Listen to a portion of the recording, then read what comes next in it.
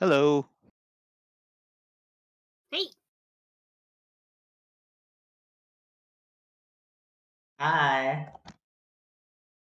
Hello.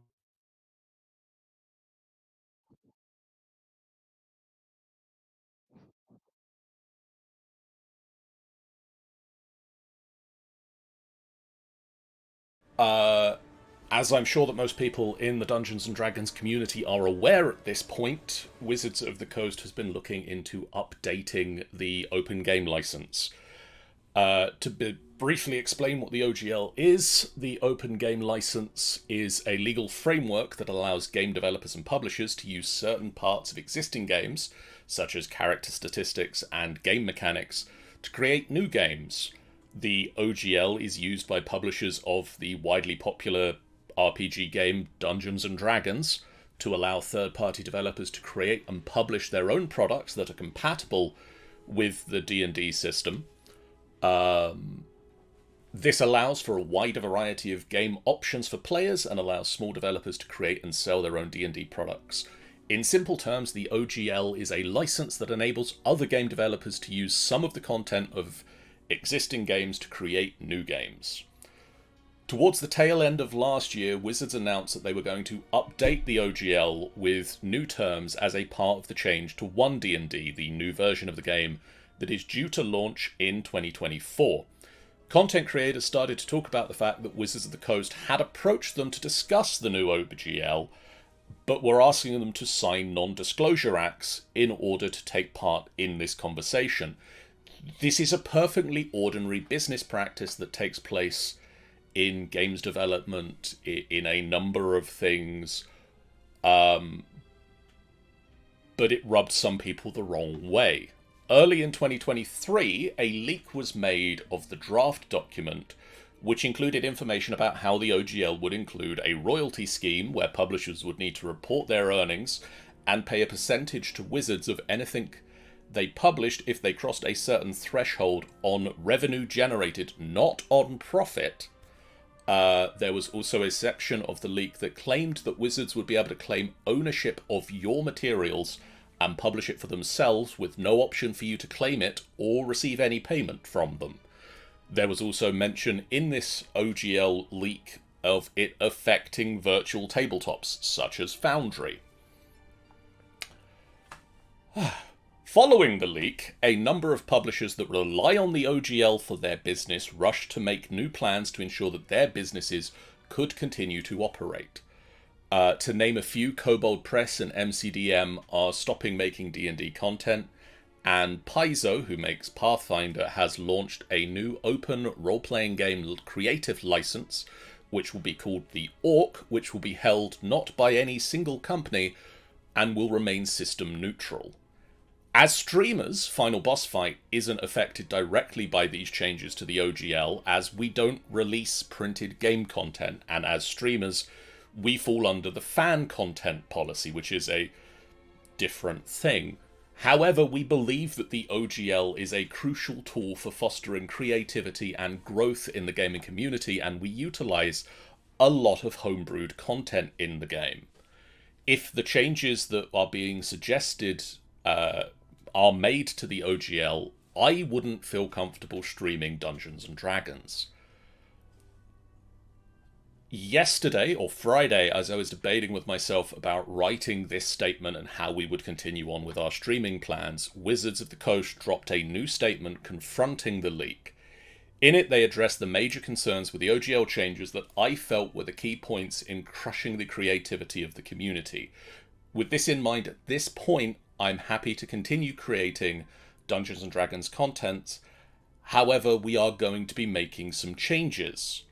Following the completion of the 3 current streams that I am running in Dungeons and Dragons, Rime of the Frost Maiden, Dungeon of the Mad Mage, and Spelljammer, our games are going to be moving from Toril and the Forgotten Realms into a system-agnostic setting, our own setting, that of Tamrinor.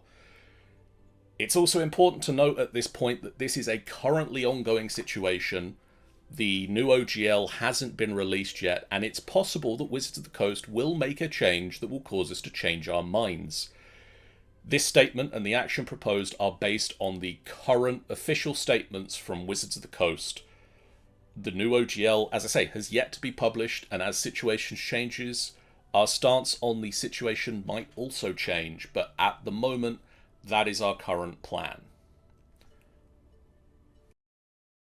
Amusing to compare it to how World of Warcraft forsook its #1 position. And we are back, and I think sound is now working. And we're all working, so say hello again. Welcome to Final Boss Fight. My name is Jeff, and I am joined tonight by the Dark Lord Richard. Hello. Stanza. Hey, yeah. And for the first time on the channel, Kieran and Patrick. Hi. Hello. And we are also beset by technical issues, because why wouldn't we be? The sound is indeed working. Thank you, Pendragon Nomad. Also, thank you, Pendragon Nomad, for subscribing with Prime. Subscribe for 28 months. That's a lot of months. That is a lot of months to keep clicking that subscribe button. But yeah, thank you very much for your support.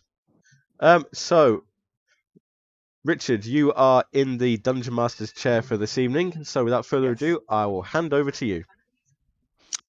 Okay. So this is a spin-off of the regular Rime of the Frost Maiden campaign that some of us are involved in and some of the players here sort of new.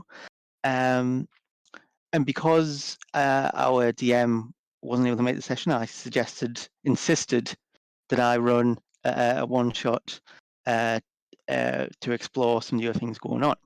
So this is sort of taking place in between events of the Rime of the Frost Maiden campaign.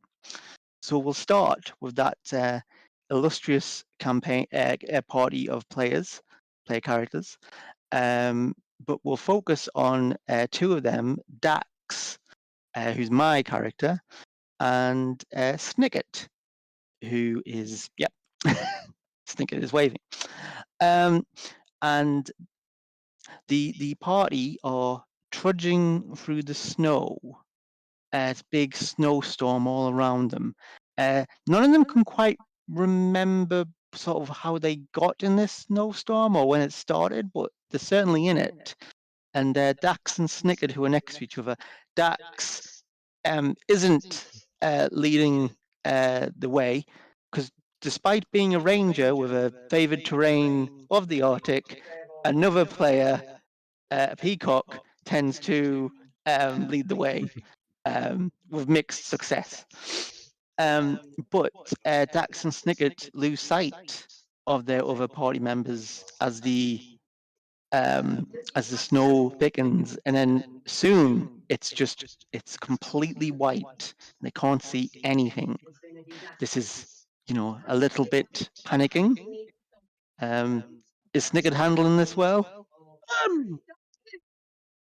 He's confident if they've gone somewhere, they'll be back soon. He's holding in there. Dax, with his experienced ranger training, is more concerned. But they press on, and the snow then begins to lessen and lessen, and ahead of them they can see a structure. It's a very lovely, very quaint cabin built into the side of a mountain. Looks lovely. It's got flowers outside. It's got like nice painted window shutters and all like purples and pinks. There's some friendly looking smoke coming out of the chimney. You might ask, how does smoke look friendly? The smoke looks friendly. It looks very inviting. Yes, as if it was like drawn by a child in a but it's very inviting.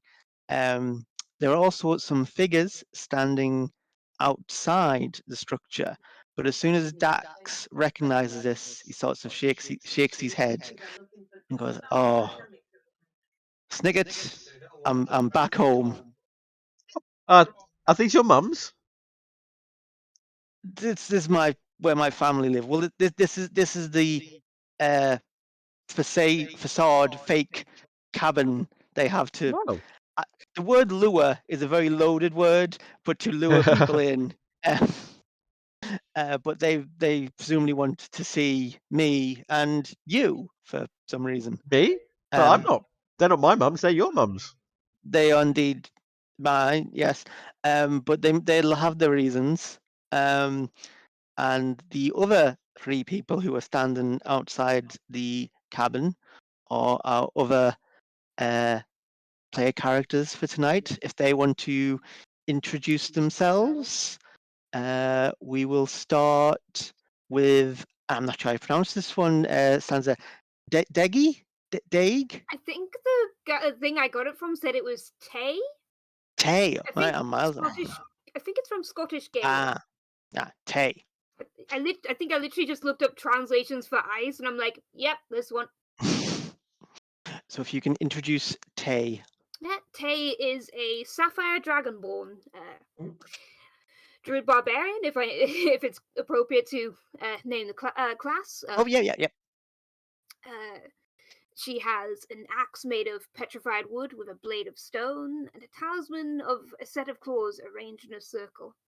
And she has a single braid with beads that are a mix of white and black, representing the cycle of the moon. And she's sensibly for the conditions garbed in lots of furs, particularly a winter wolf skin that's like is kind of a hood. Ooh. When you They get seem. close, there's a strong smell of meat, and you can tell personal hygiene is not Tay's priority. Yeah. So back away ever so slightly again. Kieran? Yes, I am playing Pippaluck Pip Deadguns. He is a half hag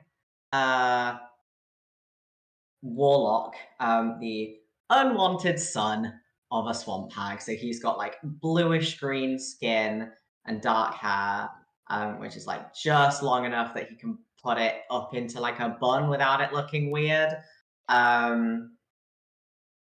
He has sort of like webbed hands and dark claws, and he smiles a lot, and he has very, very sharky teeth.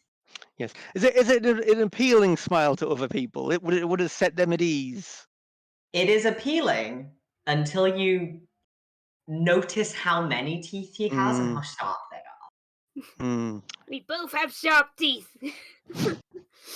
And Patrick? That guy has too many teeth. The sharp teeth gang is expanded by one because I am playing Giovanni, the Dampier. He is a towering 6.5-foot dark figure, all wrapped up in dark and grey cloaks over slightly battered scale mail armor. He has a great big, slightly curved greatsword on his back. And he is not showing his very sharp canines because underneath this big furred hood and his extremely long straight black hair, he is shivering and grumpy and extremely sad to be here. So just to let the other players know, the viewers, Dax, my character, is a Hexblood Ranger. Has blue skin and some nice antlers. And he was raised by the hags whose home we are outside. And Snicket, if you could just give a brief description of yourself. Nicket is a chaotic goblin artificer. If you see him, if you see him and he's not currently blowing stuff up, he's writing plans for the next big gadget he's working. Only he's heard of paper, but he knows what paper is used for, and writing plans is not what paper is used for. So he will write on any available surface, and then he will try to take that surface with him when they leave. Such as snow. I believe snow has been. We've had snow. We had a cave wall at one point. Yeah. But it's typically tavern rooms, tavern tables, that sort of thing. Yeah, I expected trouble with taverns. They keep offering him paper, but he knows what paper is used for. At some point, we're going to go to some like really sacred temple or something like that, and he's going to get us all killed. But you know, some anthropologists are going to be really concerned when they start exploring these cave paintings. And I'm going to say Dax will approach these newcomers Snicket, are you going with him? I think he would stay close. Yeah, try and stay as close as possible to Dax. So yeah, he would go with him. No. Not he's already lost everybody else in the party. He doesn't want to lose his friend Dax. No.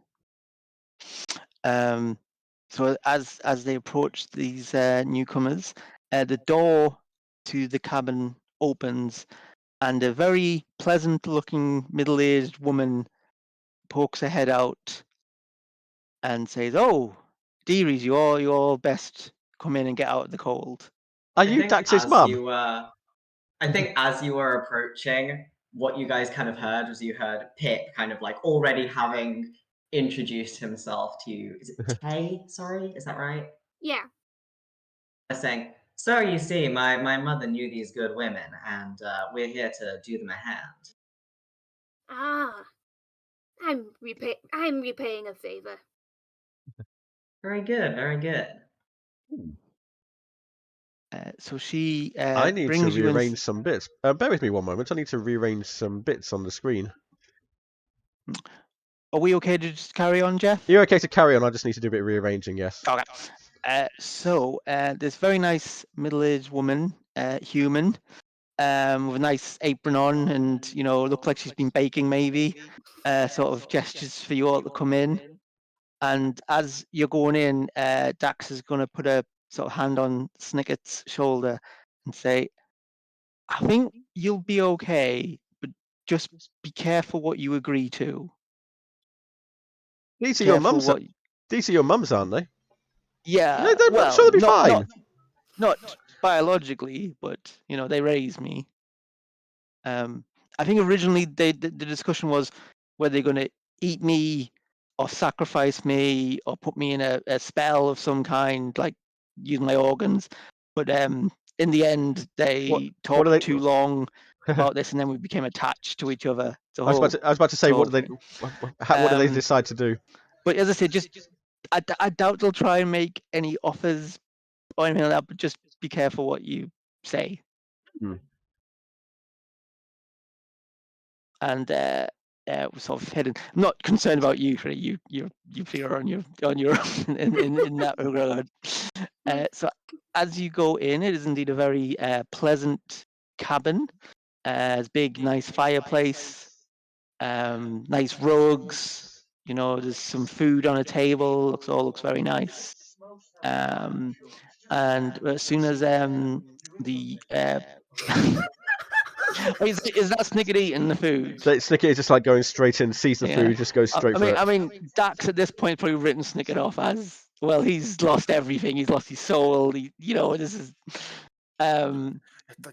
Giovanni's just like watching this poor fool abandon all humanity in exchange for fake baked goods. Like, yes. I'm looking at how the presumed hag is reacting. With a raised eyebrow, and she's like, "It's not normally this easy. It's not normally there's a negotiation. Nobody was expecting this. I was hungry. Well, you are in luck that today we are not on the clock, as it were, for evil deal making. And as she says this, her appearance changes into a very old-looking hag, green skin, pointed nose, sort of crooked. Sort of lots and lots of layers. So there's like a coat and a shirt, and there's all these things. So you can't really see too much of her, and she's got a hood over her, but you can see her face. And she says, "Well, Dax, are you going to introduce? Are you going to tell people who I am? You haven't introduced your own mother to your friends." And I go, "Well, there's only one friend, Snicket. But yes, this is Bloody Nora Bone Splitter, one of the hags who raised me."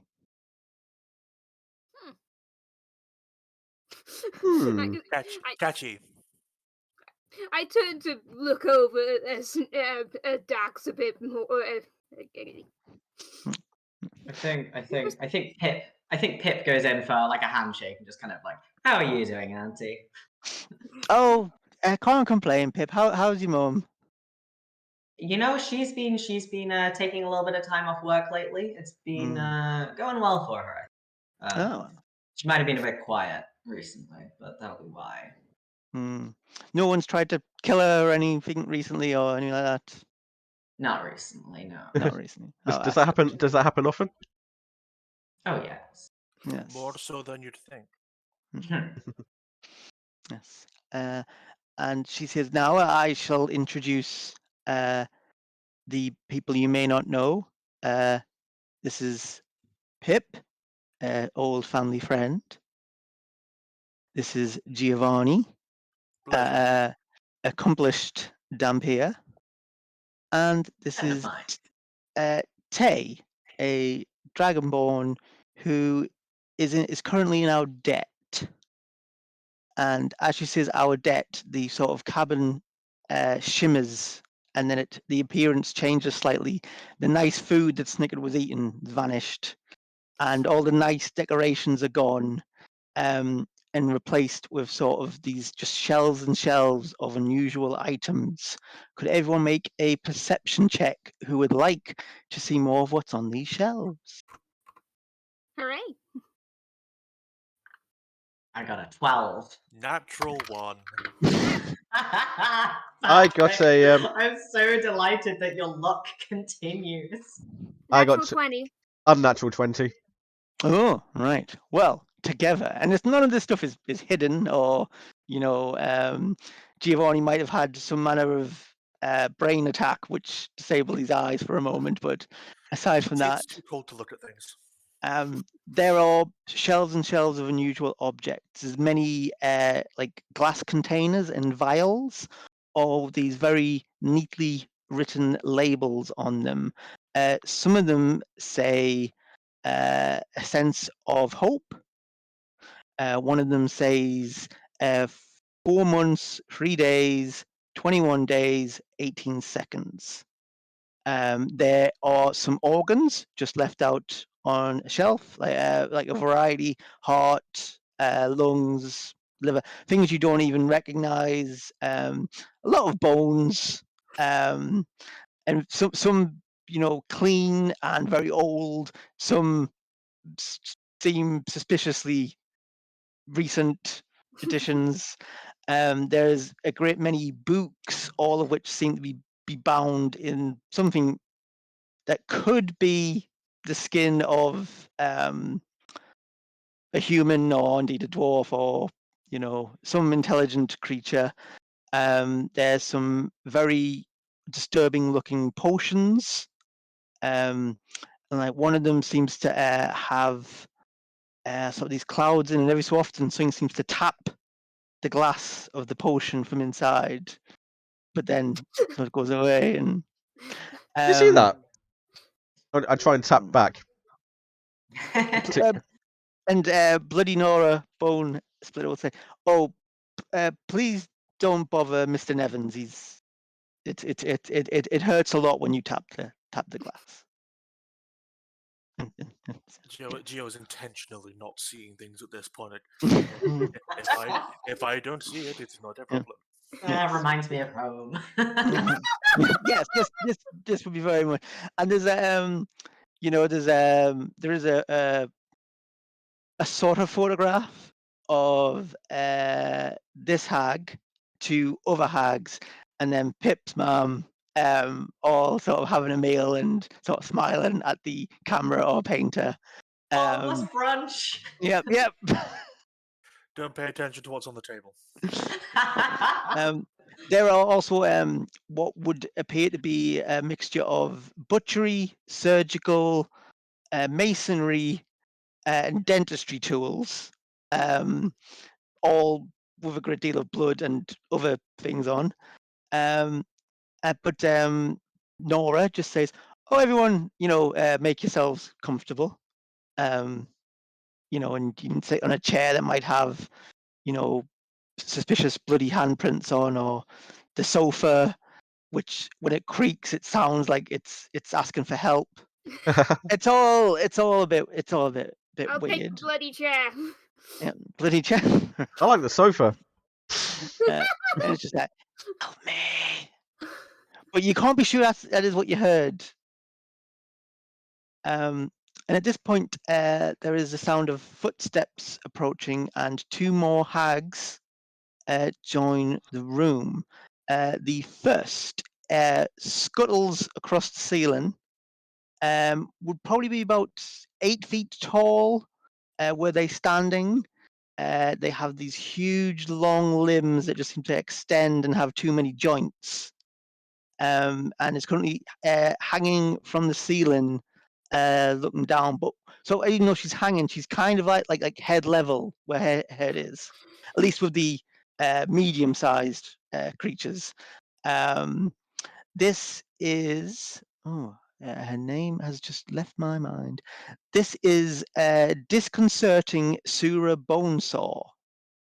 Another one of Dax's mums. She's dressed in similar clothes, but then also seems to have this really thick, coarse cobwebs all over her. Like, not the cobwebs made by like a normal spider, which be very fine and small, but like much bigger. Like from what would be a very big spider. There also seem to be like small creatures stuck in the cobwebs that have been trapped, like things like rats and animals, like things like that. With And metaphorical clothing. sorry, We love clothing that's also a metaphor for our current situation. yes, perhaps. We love Disconcerting. Disconcerting Sura, Sura, Bonesaw. Bonesaw. So, We also like clothing. Lovely. We also like clothing that carries its own larder with it. Mm. Practical. It's a delicious snack for later. I But think Kay is visibly uncomfortable with this one. as she scuttles over along the ceiling, she does give Dax a big hug Aw. and say it's been too long. But as she puts him down, you notice she has a tape measure out, and it's just like sort of measures his head circumference, measures his weight, measures length of his arms, then makes a note in a little book and puts that away. And then the final one is Vanishing Zara Bonestacker.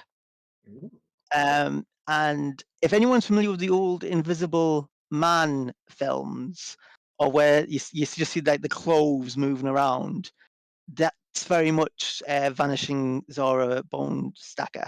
She's dressed in a similar style to the others, but you can't see a physical form beneath that. But there is what seems to be like a paper plate that's been put on a head where a face would be, with a big smile drawn on it, but no eyes, nothing like that. Just the mouth. Yes, yeah, and this is you might not know, but this is to help put you at ease because she it understands. is not working. Yeah. It is not working. I love them. But you can tell. Well, you can tell her that. I want like an Arrested Development sitcom about Yeah, them. yeah. Are they accepting constructive criticism at this time? Originally, John the DM, there was a thing we all had a secret like about our past, and mine was originally going to be that I was raised by a Yeti, but then I had this thing about being raised by hags, and so he changed it, and I said, "Oh no, it should have been the Yeti, and the Yeti was the wacky neighbor who would come round," and I was just, writes itself. But That's yes, delightful. yes. Vanishing Zara, sort of. She walked into the room, but then she just sort of seems to appear next to Dax, and she leans in very close to him with her paper plate face, and her head just sort of tilts and tilts, and then it keeps tilting and just goes all the way around and back to the beginning. She seems to take her in, and she's like, "Oh, it's very nice to have you home, Dax. It's been too long." He's like, "It's been a while." Let the record show that the faces that Patrick and I have been making throughout this entire thing are absolutely canon. I've never seen you look so uncomfortable, and I'm loving it. And then Pip, without seeing her move, but now you are used to this because you've met her before. Zara's suddenly just next to you. Now she's not teleporting; she's just very quick and very quiet. And she's like, "Oh, Pip, pleasure, nice to have you here. Thanks for helping out." Thank you. Zara, did you get a new face? It's really working for you. I have had some work done. I like But yes. And she says, "Now, have you been offered anything to eat?" And she sort of makes this sign and goes, "Under no obligation." And occasionally she will say that, and that is your get out of any sort of obligation of taking food or drink or anything like that. I mean, Snicket's already gone, so that's a problem. But The important thing is, it is not our problem. yeah, very much Snicket's problem. I think we would love a cup of tea, isn't that right, Giovanni? And she sort of turns and she goes, "Oh yes, yes." And she turns, Certainly. but before she vanishes off again, Dax just stops her like normal tea, okay, normal, no guest tea, nice guest tea. And she goes, "Oh yes, yes." And then appears again in what seems to be like sort of kitchen area, and there's a lot of banging of pots and water running, and Is this Hansler open plan? it's open plan, like the flow. How modern. Yes. Well, it's a feng shui. Well, Sura needs to scuttle about. She doesn't walk on the wall. So if you had a wall and a doorway, it's an obstacle for her. High ceilings, high ceilings. I see that. Now, Bloody Nora Bone Splitter, who seems to be the sort of most sort of there, like most cleverest. She's ground. She's the one who comes up with the plans and that sort of thing. She sort of says, Dax, how are you feeling? And I go, "Oh, I'm, actually I feel a bit tired, got a bit of a headache." She sort of nods. She puts a hand on his forehead in classic, mum style. And she says, yes, I see. She says, "Well, if everyone's having a seat," and as Dax sits down, she just sort of taps him on the forehead, and he just seems to go still, like he's not present. Like his eyes are open, but and she goes, "And I don't think Dax should be able to see or hear us at this point." Can you teach me to do that? And then what? Zora goes, "Yes, I can now." And Nora's like, "No, that you." For a price. Yes, we're not making. I know it's a reflex, dear, but and she's like, and she goes, "Now, we have a problem. As you know, some of you, Tay, very well, we make deals, and some these deals are just helpful to people. Some save their lives. And often people are unhappy when they need to fulfill their side of the deal." And she gestures at a heart that's on the shelf and sort of says, "Yes, they don't always like to give up what they promised. We have to collect." And as part of our deals, we are protected our own selves and indeed our customers from us. Neither can do each other direct harm aside from the terms of the agreement. And then Zara appears just beside just beside Giovanni, and it's just like goes, yes, that's true. How are you, Giovanni? Warmer for your presence. Oh, I'm touched. And then she disappears back into the kitchen. I wish you were just teleporting. I wish you was just teleporting. Yes. It's almost like you just sort of see something at the corner of your eye whenever she moves, but it is very disconcerting. Even though she's not called disconcerting, she is also disconcerting. I thought all their surnames had to do with bones. Yeah, I all They the, like love that they're all- bones. the bone's a Love family bones. name. It's a family name, goes back centuries, which is not actually very long for us. Their But ancestor invented bones, actually. Yeah. See, I asked it then for a rib cage. now, you, Tay, for example, I know are hoping to get out of your debt to us. Yes, I'm helping to And resolve that. if we go through this deal and they're all, well, even unsuccessful, if you to die horribly, we would consider the debt paid as well, just by the attempt. But hopefully everyone comes back alive, or as alive as we ever were. And she sort of looks at Giovanni. Get his ass.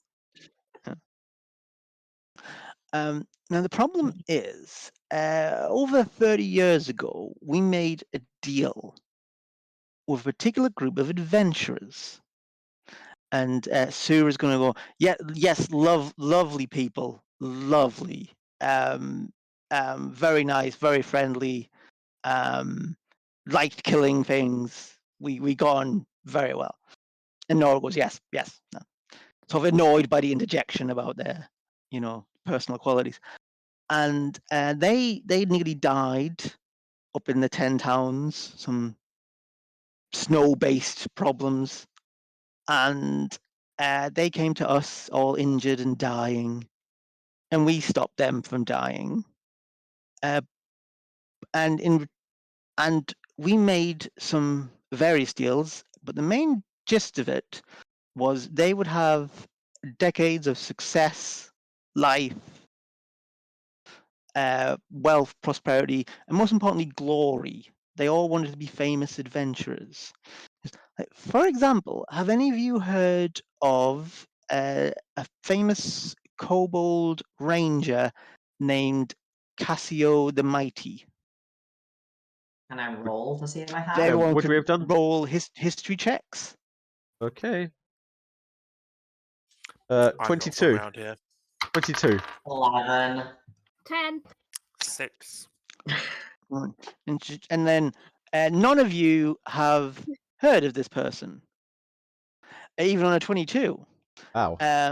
Yes, because Sura stretches out an arm and plucks a vial off one of the shelves and brings it back. And written on its label is the glory of Cassio the Mighty. And she said, Oh, the glory run fast itself enough, was the eh? prize. When they die, all their glory and stories and fame comes to us, which we can then sell to someone else. So, for example, Cassio killed a dragon. But if I was to give this to you, Giovanni, and Sura reaches out with the vial, and you, as far as anyone was concerned, and indeed perhaps even as far as reality was concerned, you would have done that. That is why none of you have heard of Cassio the Mighty. There's also Maxo Avane, very strong barbarian. He did great things. He's dead, so none of you have heard of him. Trajan Melancholy, a wizard, very, very handsome tiefling, dead. None of you have heard of him. And there's more. Only one of the party remains alive. That is Casimir Helios, the Great Avenger. Now, all of you have heard of this person. He is very famous. Even if you rolled a 1 in your history thing, you would know who he was. And it's a bit of chat. Oh yeah, we all know him. And he's beloved. People love him. He's a hero, proper old-fashioned hero. Does very heroic things. Saves kittens from trees as well as fighting dragons. Like he's like Superman. He's just good, and everyone likes him. And then bloody Nora Bonesplitter says, "Yes, and we hate him, partly because he's not as nice as he makes out he is. He is the one who killed his other party members. Hmm. Oh. Jealous of the glory they had, Angelo. knowing it would go away. He's also done any number of terrible things. And I say terrible and evil by, I suppose, your standards. We are proudly amoral. Thank you so much for speaking in our lexicon. Yeah. Fantasy Homelander is what I'm getting. Yeah. Oh, yeah. Fantasy Homeland is perfect. Yeah. Right. So Ooh, imagine that spicy. guy. And he is trying to find a loophole. And as you see the loophole, all the hags sort of go, ah! It's like a word they hate. She goes, oh, loophole. Normally, us hags, aside from our own coven, are solitary creatures with no attachments. But we have Dax. And as much as it pains me to admit it, we love him. But the other two hags go, we're very proud that we love him. We're very supportive parents, very involved. But Nora seems more like, I'm a proper hag. I'm not, it's a disappointment to her that she has familial love for people. Oh, And it is Dax that this adventurer is targeting with a number of curses, hoping that we will release him from his deal. Unfortunately, that as much as we might want to help Dax in that way, we can't do that. That's not how these things work. You cannot unmake these deals. But he is trying. So we would like to hire you to kill him. oh. Well, if he wants out of the deal that saved his life, that seems a poetic way to end it. If it helps Indeed. Dax, if it helps friend Dax, I'm on board. Oh, that's very nice to hear, Snicket. And now, Tay, obviously, you owe us a great debt. This will be forgotten about, and I'm sure we could think of some reward. And then Disconcerting Sura will pluck up that heart and goes, "Do you like hearts? We've got a lot of hearts right now. Been a run on hearts. So we got plenty of them. This one's like still dripping, and occasionally you think you've seen it beat. His eyes Oh. go wide, and they take a step away, and after a moment to compose herself, tries to politely decline the heart. And then she'll go, oh, Giovanni, and she'll go and get this big jug of blood. Like there's no top on it or anything, and it's just like, this is really good blood. This is like, it's a good year, like it's great. I'm certain we can negotiate. Yes. And does a good year mean that it was just harvested from people across that year? Yeah, it's a good year. Was everyone harvested from born in that year? And we'd have to check the provenance. Vintage. Well, we'd have to get the records out, but it is a good year. It's very nice. And again, Nora's like trying to get things back on track. So Giovanni, we would owe you a favor, a position we rarely find ourselves in, but happy to do, in exchange for Dax's safety. As loath as I am to take advantage of three good women in such dire distress, I will happily undertake this mission. Very good. Is there anything you have in mind? What you would like? It doesn't have to be what's in this room. It could be a nice thing. I would never be so gauche. We'll talk in time. And Pip, you're just giving us a hand. Your mum sent you around. The equivalent of the neighbor popping around with the spare sugar. Yeah, very much. Spare child. Yeah. But, can we borrow a cup of child? Just this. And she goes, but I'm sure we'll have something. Do you still like dinosaurs, Pip? Because I remember you had a dinosaur phase. And You know what? Deinonychus still tastes as sweet as ever. well, I'm sure we can sort some dinosaur. Great. So Dax will be going along with you, but it is certainly possible he will deteriorate or act oddly or have unusual symptoms. It is for the best he not know what is going on. So if any of you were to tell him, we would be upset. Well, So he can know with the mission, but not the true nature of it. That it Mhm. is Dax who is in danger. We wouldn't want to worry his pretty little head. She looks at you, trying to work out whether you just insulted her son. Don't worry, Auntie. I'll take good care of him. And then Zora's going to appear again next to Giovanni and go, "How pretty do you think he is? Because our beauty standards are very different. So I don't want to say, but like some of us have discussed, is he ugly or not? We don't know. Sounds a fun game show. It is Mm. ugly or not. As much as I love judging the beauty standards of the children of Three Heights while they're in the room, do you happen to know where this Casimir is at the moment to get us Uh, back on track?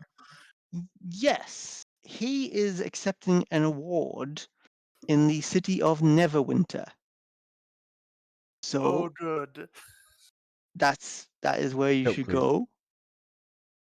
Now, if any of you have any knowledge of Neverwinter, don't let that interfere with what's going to happen. Because if there's a whole thing about damp ears get exploded, don't worry about it. I've What? heard anything about Neverwinter. I don't know. Anything It's I a know big of? city that is south of here. Yes. It sounds cold. Actually, is Actually, no, it sounds No, the no, opposite of cold. it It sounds sounds warm. really warm. It sounds like it's going to be great. Let's go. I'm imagining like a tropical paradise. I'm Yeah, I into might it. have to shed some of these furs. I'm keeping the wolf skin, but I believe Well, it is. It's in the north. It's not as north as where you are now, but it's like a proper big city. It's not like the 10 towns where it's all very like ramshackle and not terribly impressive. But Neverwinter's a bit different. Do they is it sacrifice located people in the there? Gold Coast? Did they sacrifice people in Neverwinter? Yeah. I don't believe it's official policy, but we don't Special get and involved in local government. So Auntie, um, can I ask a quick question? of course, I'm sorry. he's I such a may. polite boy, isn't? Yeah, he's very polite. Yeah. I'm sorry. I may have missed this. Are we expected to? If Casimir Helios dies, is that considered a success or Yes. excellent? It- Just checking. I mean, I can't really see how else this is going to end, but Mhm. if he would stop cursing our son, that would That'll be a be good effective. start. But he seems quite determined to beat us on this matter. He does. Thank you very much. Any more questions?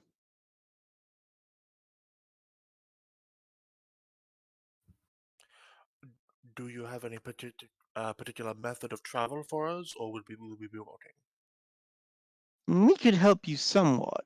It again, the nearer you get to Casimir, the harder it is for us to directly interfere.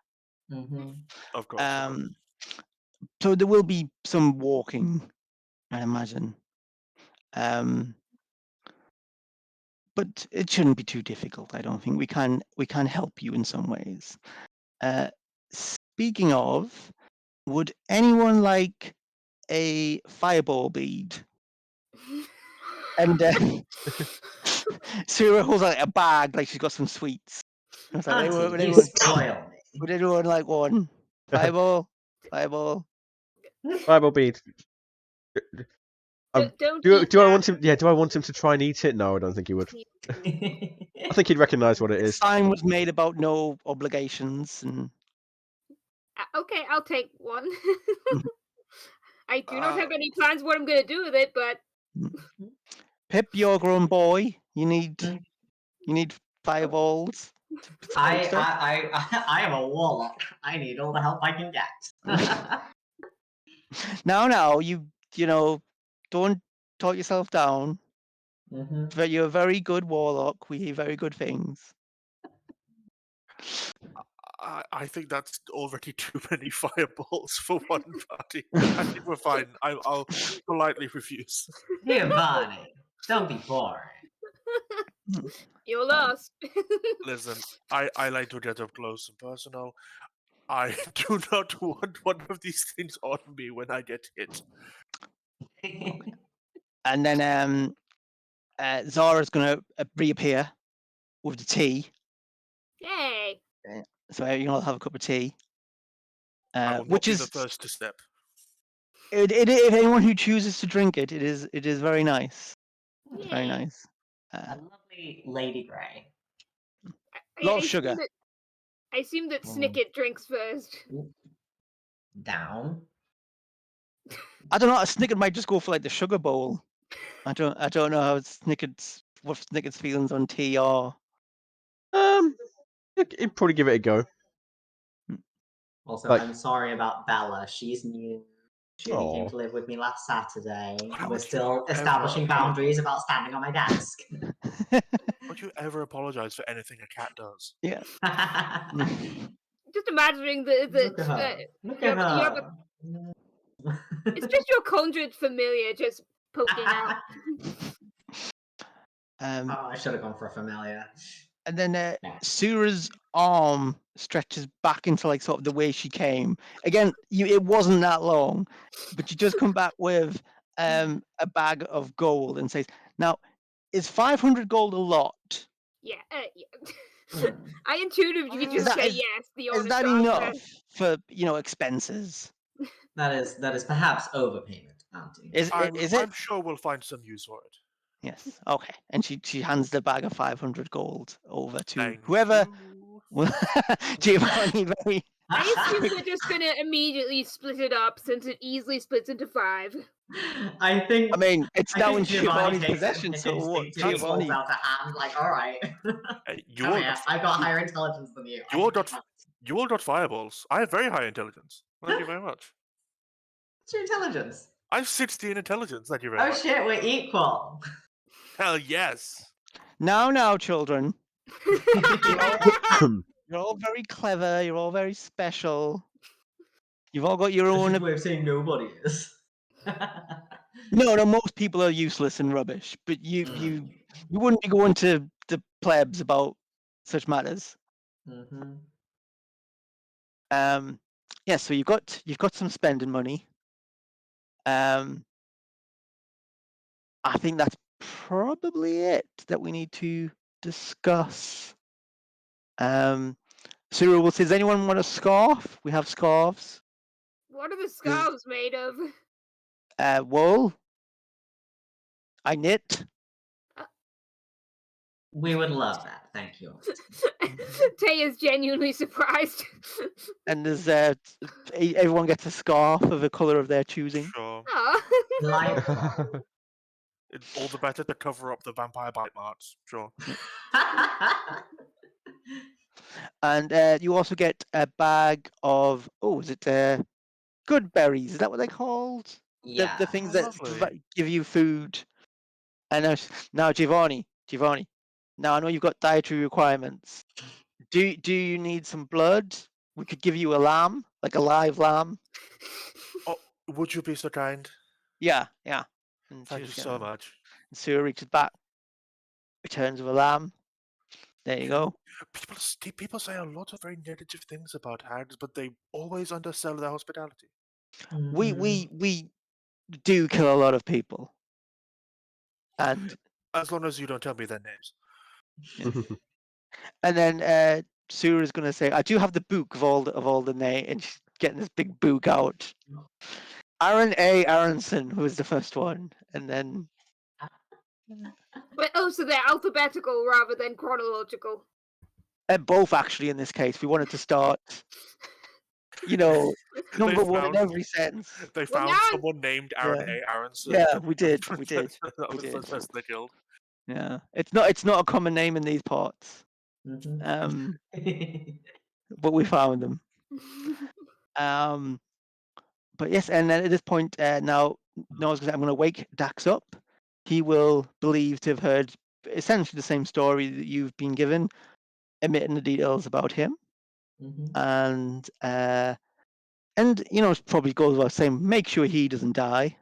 But you know, he's quite capable. He's quite capable. She taps Dax on the head, and he doesn't even seem to have been aware there's been. Oh, I have an out of character question. Is Dax short for something? I mean, his full name is Dax the Unexpected. Dax the Unexpected. Yes. Like- Oh wow. I mean, that's not the name his birth parents gave him. But he was No. literally a baby when the hags got hold of him. So they That's just delightful. gave him a name. Was this from a for your firstborn kind of deal? No. His family were moving to the area and got caught in a snowstorm, and they all died. Oh, okay. And the hags just happened to come across them and took the baby. Yes, I'm certain that's what they told him too. I mean, on a caveat, that is absolutely true. But Okay, excellent. you know, it has crossed Dax's mind. Don't like, he's sort of he has wondered, but you know, like these are to him that these are his family. Like, Beautiful. he doesn't have any memory of his birth family or anything like that. But he does have a difficult relationship with them because he is aware they kill people and all that sort of thing, which he's not sure on. General. He's a bit nicer than they are. He's a bit more. Pip, But on yes, the other so- hand, was the result of a give me your firstborn thing. She was very disappointed that she got a boy.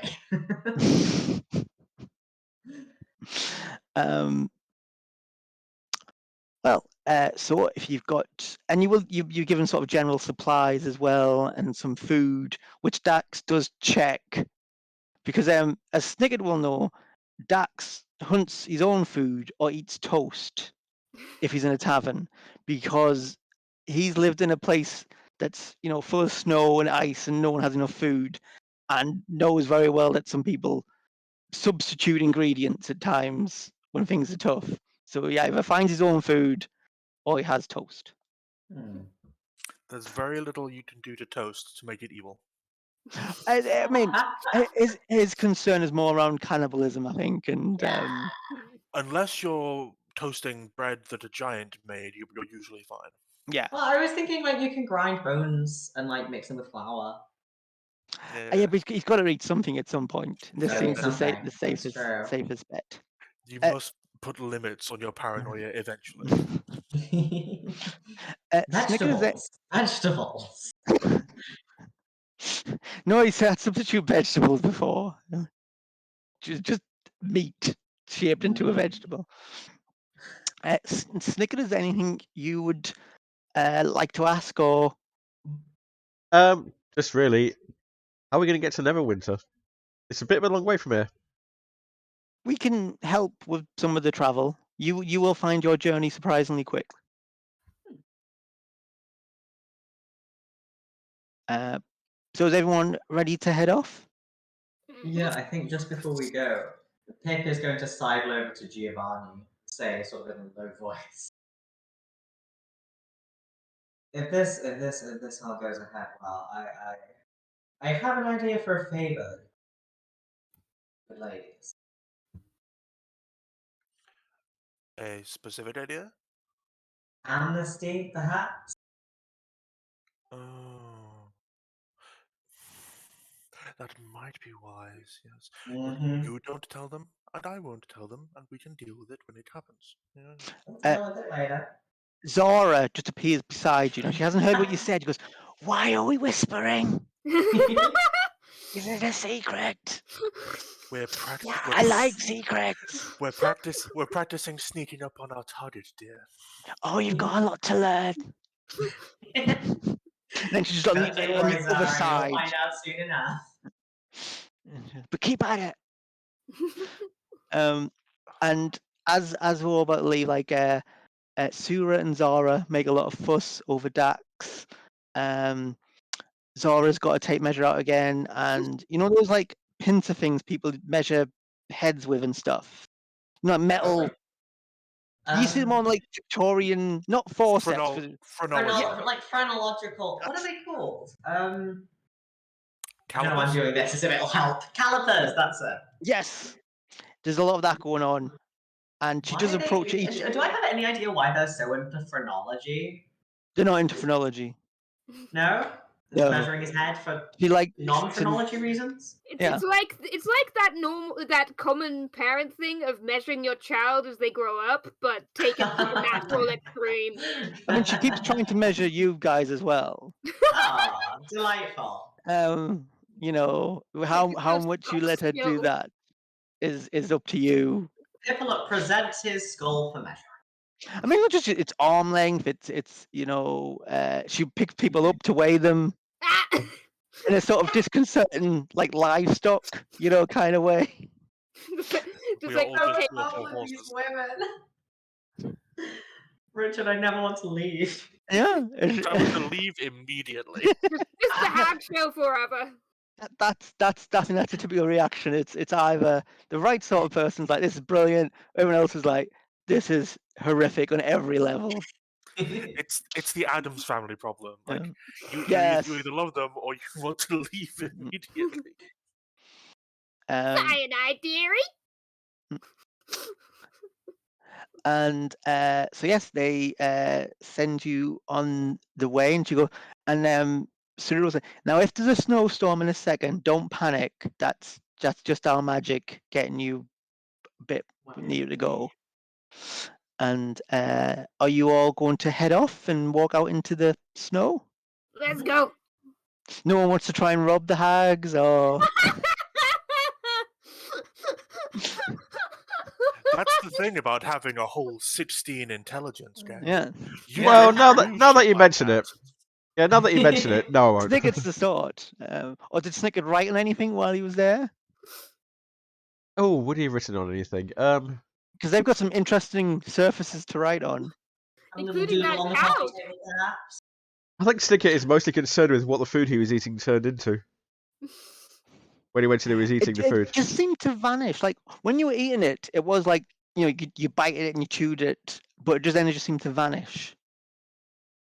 So Okay. Yeah. Okay. I guess you'll find out later. Yeah. You're going to get like advantage on Constitution saves or something later on. Mark my words. So as you head off in the vague direction of Neverwinter, you know, the big metropolis to the south, it's very much like you know, Jeff and I was having a go at you Southerners earlier for not managing the cold. That's what like Neverwinter is to the people of up here, where it's like, oh, those Southerners down in Neverwinter, you know. we go out in t-shirts in this weather, and they, you know. It's Leeds. Okay. But yes, you are heading sort of out of this area with all mountains and snow, following some paths. You pass people on the road, travelers, or you want to talk to anyone you see, or I can give some more detail on the people you pass. I mean, vaguely ask how the road is. It's very polite, young man. Sorry, Stanza. No, it's So was that the stanza? just vaguely, just standard ask how the road is ahead. It's good. It's like it's not great at being maintained, but that's mainly because you maintain it, you fix everything, and like a day later, the ice and snow is like taking its toll already.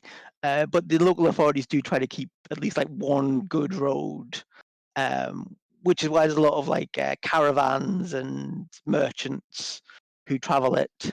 So there's various people you're passing. You get some odd looks from some people, because even in like D&D world, I think Pip's pretty odd.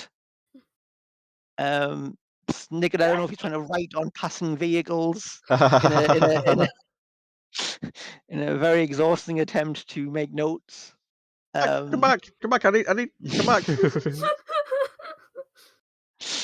Is Giovanni just observing these travellers? He's not hungry or Oh no, he's not Islam. He's not Islam. He's Yeah. happy to stay. He's happy to get by on lamb blood at least until we get to the city. Might have to top up on someone while we're there, though. I mean, there's one person in particular you could. Absolutely. Just get Yes! a taste of champion before we leave. Mmm, delicious.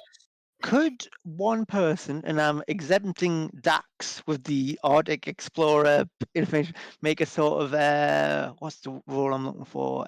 Survival role. I have proficiency. No, So I do I? can't.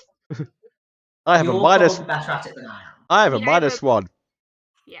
Oh, Flexible. is this only one person, or are we all? Just one person who's being charged with taking the I'm lead. bad at that. Yeah, I think Natural Stanza. 20. Ooh. So you make excellent time. You find the spots where the roads have been gridded most recently. It's a very efficient journey. You Watches my pass. dice fall asleep in the late game. Fall asleep. You pass some spots of great natural beauty that have those signposts to them, just so you can see. It's a very successful journey. And you head head out of the mountains, and you would realize, Tay, that this doesn't seem. Now you're 100% sure. You are natural 20 sure that you've went completely the right way, but it's gotten very quiet on the road and a bit darker than it should be, even in this cold, inhospitable northern. And you feel like there's something a bit off. Could everyone make a perception roll? Making me And it's- roll stuff. A non-natural 20. 9.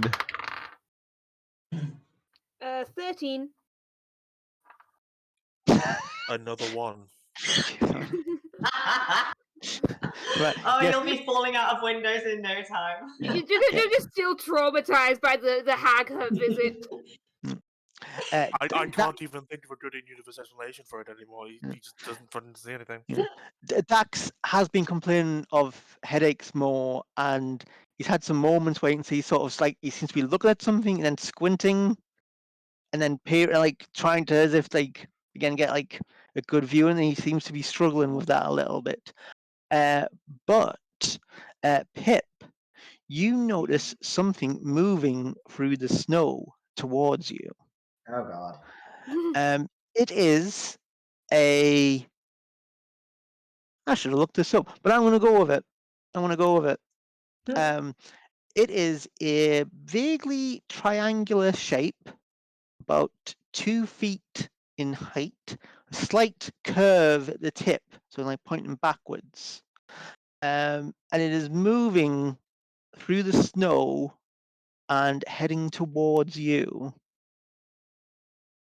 Do I have any idea what this is? You can make a nature or arcana roll. I have +5 in both. So Ooh. I'm also going to cast guidance on myself. Oh, wow. So I get It's an all extra happening. D4. Okay, that's a total of 10. Yeah, I'm glad that happened after all this. Oh, I've got plus whatever and so clever. Yeah, it's some manner of creature, Okay, a beastie. but that's about all you know. Well, do you even know if it's a beast? Some manner of creature is A is beastie. is It's not the same thing as just a beast. disconcerting fair vague enough. description of it's some manner of creature. As No- we go, I think I'll just sort of like gently be casting like guidance on our good friend Dax. Kind of like maybe it'll help with his headaches a little bit. Is this Yeah. triangle of snow moving towards us fast like a shot, or is it just keeping pace with us? I mean, it's like intercept course is what I would say. Oh. Yeah. I will point it out to the others. I will probably like grab Giovanni first and then realize that we have like 3 other people with us and be like, 12 o'clock. Some manner of creature. Oh, It's only straight ahead 10:30. of us. Yeah. You know what? Maybe it's more like 3:45. You're right. Like what you guys are having this like little bickery moment. Giovanni just placed a big old hand on Pip's chest and placed him 2 paces behind himself. Oh, Great okay. sword is out because nothing that moves at you through the snow like a wintry shard is ever a good thing. I have my Um, axe to the ready. Prosper else. Giovanni, you can take inspiration Thank you. because it is indeed a shark. It's actually just a shard. It's I don't know like just I don't care for, right? It's not just a shark. It's a It's just a brilliant snow shark. shark, and we're It's a on snow- land. It's like that's a big deal. That's delightful. Was not expecting It's- that. It gets better / worse. Oh. Depends on how you. Could everyone roll initiative? Yay. Goody. Here we Yes. go. No. Snicket got Someday I'll 3. roll good at initiative. Someday. What did you get, Kieran? 17. Oh, that. I got a 6. I got a natural 1, so that's 3 for me. First roll cocked, so 6. Giovanni's good at fights. 17. Snicket always rolls poorly on initiative. I've noticed this. And sorry, Pip, what was yours? I got a 6. 6. Yep. And my dexterity is 0. You're all in trouble. Giovanni is. I'm behind the big strong vampire man. I'm okay. Giovanni's a monster slayer. This is the one thing that he knows he can do. Like, can Tay have like stepped up like kind of shoulder to shoulder with Giovanni? So it's like, Hell okay, yes. front line. Hey, Hell yes. Great weapons. High five. I mean, it's not a great. I don't think it's a particularly dramatic weapon. It's just a hand axe. Oh. Well, then you've got a free hand for that high five. There you go. Well, I'm probably going to turn my hands into either legs or paws. Oh, well, then you are the weapon. What are you talking about? Yep. Oh, I'm the great weapon. Okay, I got you. Now, whilst this very encouraging team talk concerning weapons and whatnot is going on, this allows, in a non-mechanical way, because I'm not doing a surprise round, like the shark gets a jump on you because you all encouraged him so much, because they rolled the highest initiative. That's what I'm saying. Makes sense. We're just And besties now. as it gets near, the shark jumps out of the snow, and it is not just a shark, it is a skeleton shark. Oh my gosh, that's great. Okay. So the thing I was trying to work out was, is the fin on a shark's back, is that like a nose where there's no actual bone, it's just cartilage? I think Sharks I are all think that is the cartilage. case. Sharks Yes. don't have bones. I guess if it's got its regular bones, then it would have like a weird fin thing. Also, yes. I mean, there was some. The person who sent this shark has done some work to make it thematically pleasing, and There we go. definitely want to have the fin coming out of the You snow can't at have a you guys. shark Yeah. without a fin. According Yeah. to Google, the like fin bit is indeed a part of the skeleton. Yay! Okay. Okay. So, seeing the Dragonborn and Vampire as the nearest opponents, it is going to try and bite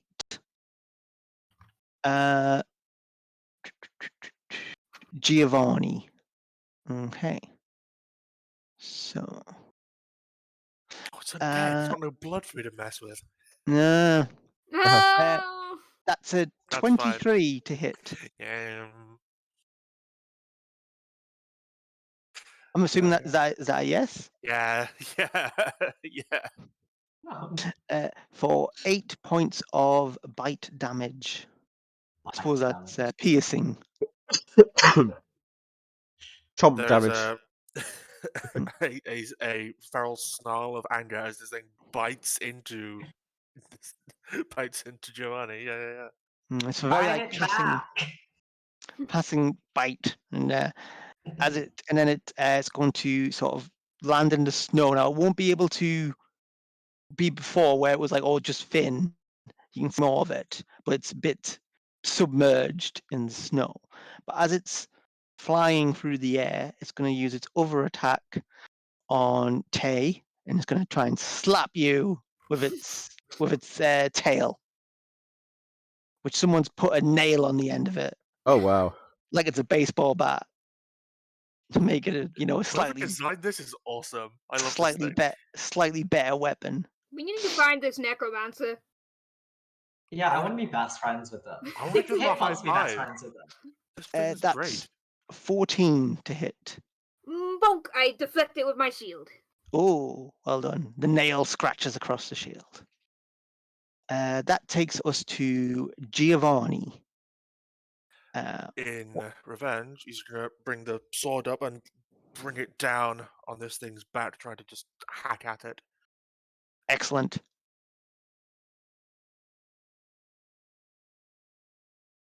It's a 19 to hit. 19 hits. Yes. Ooh, what's that? I think I get to re-roll a 2. Yeah, is that great weapon mastery? Is that? Yep, great weapon is my fighting style. So takes that from a 2 to a 3. So that becomes 12 slashing damage altogether. Ooh, that's a good hit. You hack at it, and it didn't look happy. I know sharks are emotionless at the best of times, and this one has no skin, but it doesn't look happy. That you are not the only cold-blooded murderer on this cold-blooded undead murderer in this snowfield. I told you to bite it. Suitably chastened by that attack.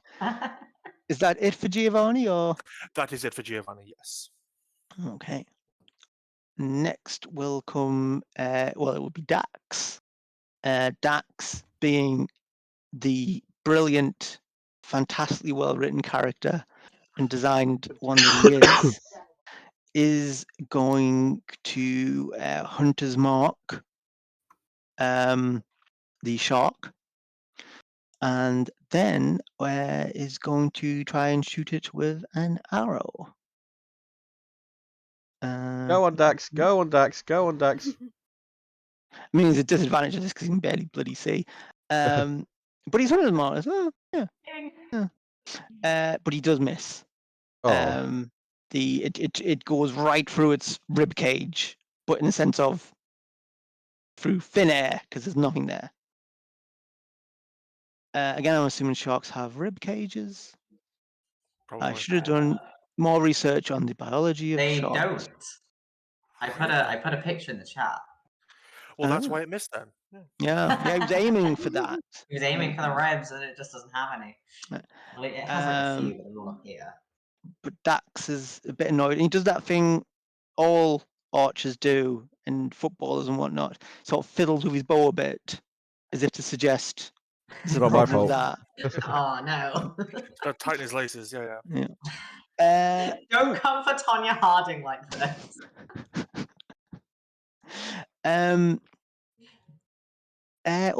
Tay and Pip, you both get 6s. I think Tay Yeah. probably has better dex. I have a 14. Yeah, there we go. Okay, so we'll go to Pip. It is your go. You've just No, seen. it's Tay's go. I thought you said you had better decks. Nope. Tay has I better dex. must have gotten confused. My apologies. Yeah. Tay. Okay. 2 questions. Is the shark moving fast? Don't need to get granular about it. 2, are we using flanking? Yes to both. Okay, wolf time. So like the it's like the wolf cape. So like grows and spreads over Tay's form, and Tay goes onto all fours. And, Awesome. yeah, and Tay wild shapes into a young winter wolf. So only a large beast, and just Only. and so dashes up to the shark, and so like and try to remember the. Are you wanting to attack, or is that all your? Yeah. I was just thinking. I was just trying to think of the word for what so like power. Just wolf power slides around to the opposite side of the shark. So like, so behind the shark, as opposed to where the party are facing, and so like, and then attacks. But it all bites. Yep, this is a bite. Don't wolves get pack tactics anyway? Yes. Yeah, but this is so you can get advantage. Excellent. Cool. Thank you so much. 5 moves ahead. Damn, we Also, also also strategy in this combat game. Okay, and then for the bite. Okay. Never mind. What did you roll? Oh wait, pack tactics. Mm. That's better. All right. Okay, that's a 24. That's much better. That will absolutely hit. The shark has Yep. actually quite a low DC. And the shark, give me a strength save. Hammer Okay. turns table. Okay. It's got good stats on strength, surprisingly. Okay. Yeah, it's 18. Okay, yeah, it does. I do not knock over the shark. I don't even know what that would look like. So I'm glad it didn't happen. But I do 10 piercing damage. Ooh, yeah. I'm trying to wrench one of the bones out. Yeah. I mean, you get one. Yeah. It's Bone. You're a dog. It's like favorite enemy. Yeah. Yeah. Is that it for Wolf Tay? Yep. Okay. Pip. Question. Did this thing like leap out of the ground Yes. and fight people? Yeah, of the snow. Yeah, out of the snow. I have So, another question. Yes. Would it be my movement to climb on Giovanni's shoulder? That would be party movement. It wouldn't be very much. Okay. I mean, Okay, what is it, 6 feet tall? I think you can manage that. I can manage that. Okay, I would like to cast Mind Spike on the shark. So if it could make me a wisdom saving. Now, Mind Spike. Yeah. Is there any criteria for Mind Spike about who it can and can't hurt? Nope. Okay. So you needed a wisdom save, was that? Yes, please. Oh, its wisdom's not as good as its strength. Oh, but it did roll a natural 20. Oh, okay. Well, it's gonna. Let's see. Fail save. Oh no, this is save or suck, so nothing happens. Oh no, half as much damage on a successful save. So that is. Sorry, what was that? That is a heady 4 damage. What was that? Save or suck was that? Yeah. I've never heard of that. For something I've never heard where of that it before. either works or it doesn't. Ah. Like I've not heard of banish. that. Like Yeah. if they save, then they're fine. If they don't save, it sucks. And then after that, I don't want to get fucking bitten by this thing. So I am going to climb on Giovanni's shoulders. I'm sure he'll be fine. Although you know what? It's much more Actually, I don't have to worry about concentration since it made the save. So actually, I'm not going to do that because I don't want to hinder him. So I will back off a bit. So that would bring us to Snicket. Come on, Yay. Snicket. Dax messed up. Do the party proud. So what's the current situation look like? The shark is essentially being flanked Okay. by Giovanni and Wolf Tay. And it's about, I don't know, 5-10 feet away from you. Okay. So, a little boxy robot head is going to come out on the side of Snicket's shoulder, And Betsy comes in. Betsy comes onto the field. Yep. I forgot about Betsy. Snicket. Charming is Betsy. Do you remember? Have you played Star Wars? What's it called? Do I look like I played Star Wars games? Betsy's a little. Betsy's a I little cute have robot. played Star Wars. Jedi Fallen Order. Oh, Not yet. it's I a have little a copy, buddy. Oh, Beady.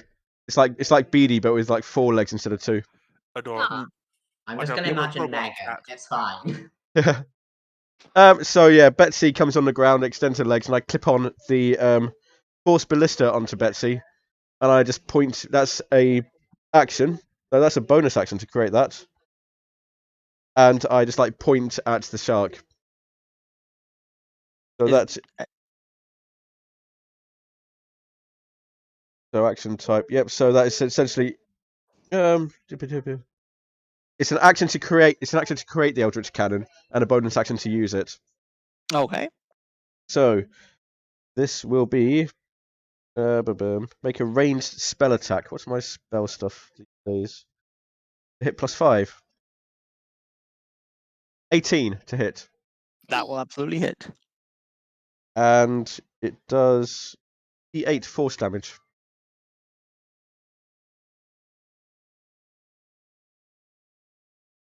7 force damage. Okay. Less Betsy just like beep boop, like tilts her head a bit. Okay. Was that it for Snicket? And he is probably going to stay where he is because he doesn't want to get any closer to this thing. It's a good decision. I thought so.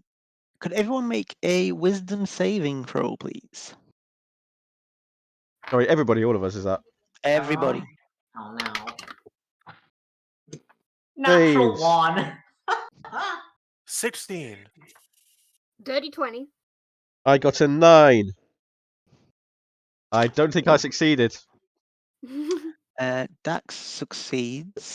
So Snicket and someone else got very low. I got a natural 1. That's pretty low, yeah. Yeah. So that's- Snicket and Pip, you hear the sound in your head, and it's like notes of music, but Delightful. it's very pared down. There's not much to it, and you see like it goes like duh duh duh duh. Richard, I'm going to chop you up into little pieces. And you are both frightened Oh, Ooh. of the shark. Fear I'm the very might glad. of I'm John very glad I Williams, didn't. is it? I'm John- very it glad I is didn't move indeed John closer. I'm very glad I didn't move closer to him. Yep. It is now the shark's go, and it's pretty not happy with this wolf, so it's gonna try and bite the wolf. This would be brilliant for a picture right now. It's one of the wolf and the shark. That is a 28. Oh, okay, yeah. What? It's got a good bite. Wow. Owie. I'm Yeah. very glad I didn't Oh move closer to my. it. And that's for 8 points of piercing damage. And then Giovanni, it's going to try and slap you with its tail. This is what happens when you flank it. It means that its head and tail are still going to hit you. 12? Ooh, that's a miss. It glances off my armor. Oh, that's good. Okay, so Giovanni, it is you to go. Okay. I suppose I'd better get this thing's attention again. I am going to try to slice it at it again.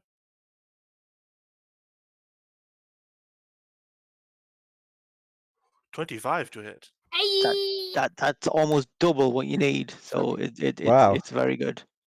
It's very big, With is what I'm getting. 14 slashing damage. Woo! Ooh. This thing has a better AC than I do. And that's why your job is to be 10 paces behind Giovanni. Oh, on his Yeah. shoulders, trying to. Yes. like Whatever a that caution plan woman was. scared of a mouse. Anything else from Giovanni? After the big hit, is it like a bonus action or an action to try and make some sort of check to see if I know anything about this kind of undead? I mean, I'm not sure what the rules say, but I'll certainly allow that. Okay, can I quickly? Because I get basically advantage on checks against certain things. So I'd say this Basically, would be checks to know about monsters. yeah. No, you can go for that. I will say it's a Arcana, but you'll still get your bonus. You just had like Cool. With my monster advantage, that's a 17 altogether. okay.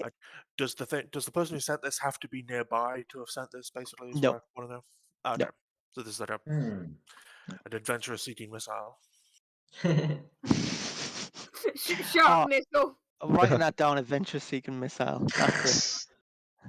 I love that. That's great. Sometimes when you summon something, it can just autonomously go and hunt people down, and that's great. I love those things. I mean, was the lava dragon kind of like that in Wildmount?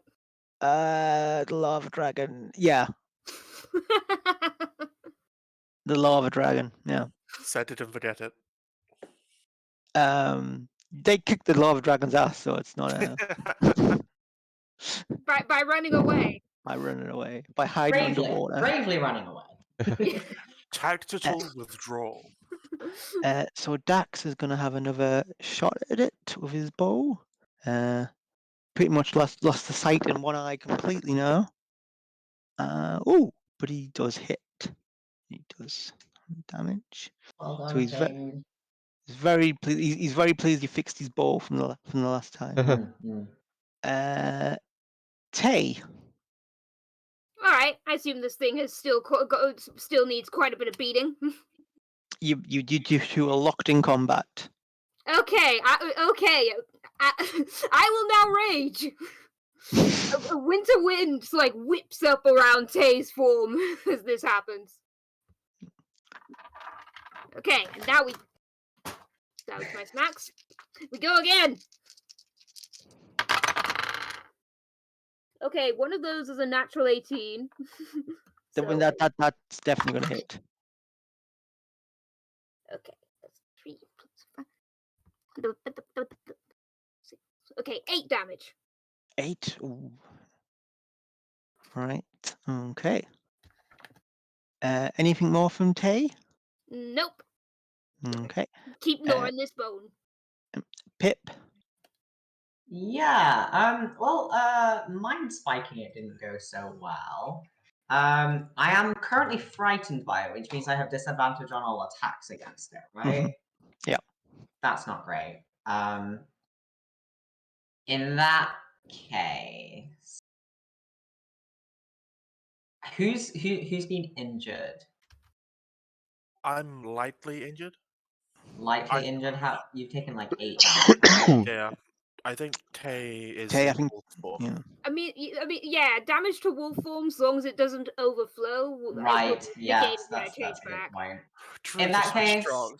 Truth is so In that case, I will cast Vicious Mockery on it. So, if it could, I think Vicious Mockery is a. I'm going to look up spells as I use them. Vicious Mockery is another Wisdom save, please. 1 second. I just want to check something. Oh God. Can it be viciously mocked? Yeah. I mean, if nothing else, you just come up with a hell of an insult for a shark, for a dead shark. What are you going to call it? I don't think. Corpse shark, as opposed to a card shark. Honestly, I don't think that Pip is. I don't think that Pip is that kind of vicious mocker. I think he's just thinking really hard about how much he kind of wants to chew on it a bit. His teeth are made for eating fish. This is just a big fish. But all the meat is gone. He can still have a lovely gnaw. Wisdom save was that? Yes, please. That is a 4. That is not going to do it, I think. So that is 3 whole psychic damage, but it has disadvantage on its next attack. Oh, good to know. I Is that it? am mostly built around aiding Giovanni, so Hags are very helpful. I'm very helpful. So, is that it for Pip? I will move back a little bit more. I think I'm now like 20 feet away from Giovanni. Okay. Snicket, who's So also frightened. I am I'll frightened, be 2 seconds. but Betsy cannot be frightened. Okay. The things have rearranged themselves again. I'll just leave it for now until Kieran gets back. So, when you're frightened, you disadvantage on your attacks, but that wouldn't apply to Betsy because Betsy isn't frightened. Is that correct? Do you have to in some way direct Betsy? I can take a bonus action to cause the cannon to activate.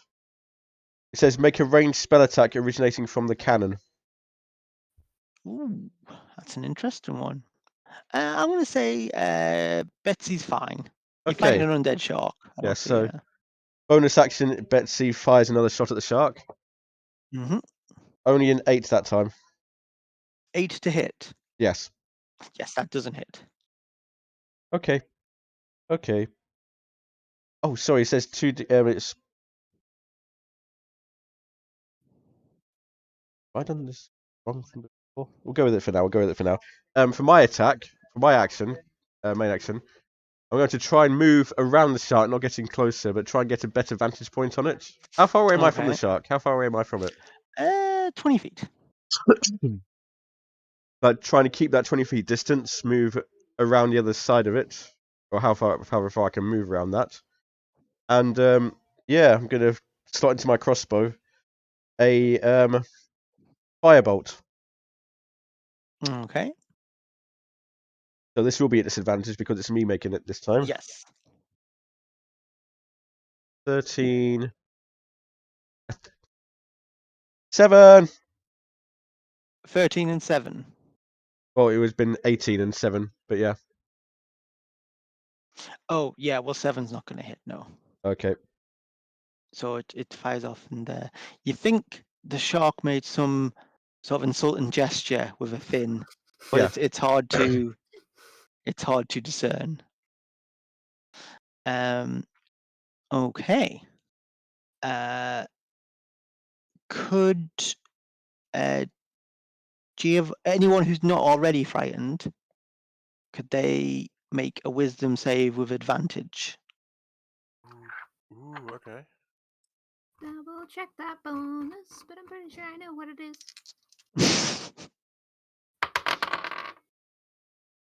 18? 18's fine, yep. Only an 11. Mm-hmm. And that's me.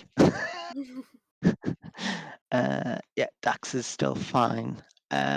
So Giovanni, you also hear in your head the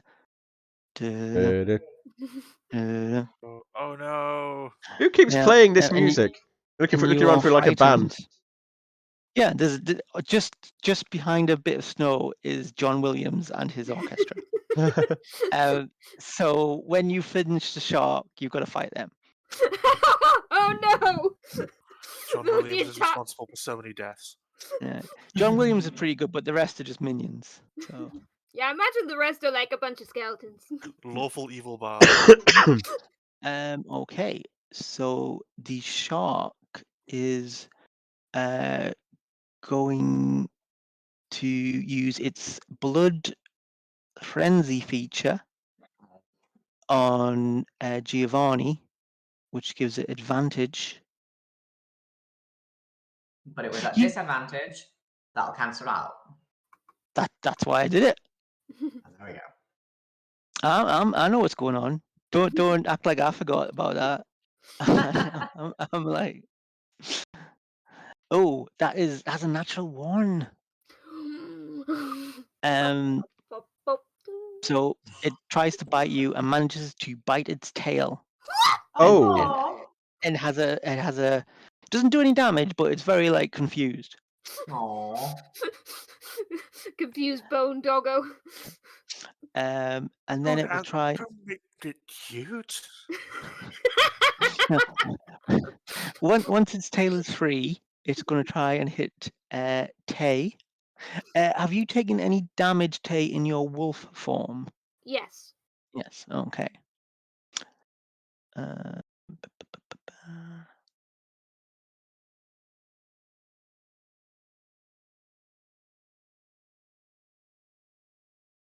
Okay. That's going to be enough, but we'll re-roll that. Okay. Yeah, that's 20. Okay, yeah. It's just a dirty 20. It's not, Yeah. so you take 4 points of bludgeoning damage as the tail smacks into Is you. that just what the roll is? How do you mean? Sorry. Okay, I'm just checking. Do I have that? Because I'm raging, or did you already have it? Oh no, I didn't half it. Okay, So, I just so take 2. 2. Yeah. So it just like bops you on the nose. It's like. "Rrr." The shark, as much as a shark who is essentially bone, is looking pretty hurt. As we come to Giovanni. Okay, enough of this. And is going to take the great sword in one hand, and he's going to grab the blade with the other and run his hand along the blade, cutting open his hand and bloodying it, and then the blood along the blade sets on green fire. As I'm Ooh. going to activate my Crimson Right and imbue my sword with some lovely fire damage. Oh. I do take a d4 damage to activate that.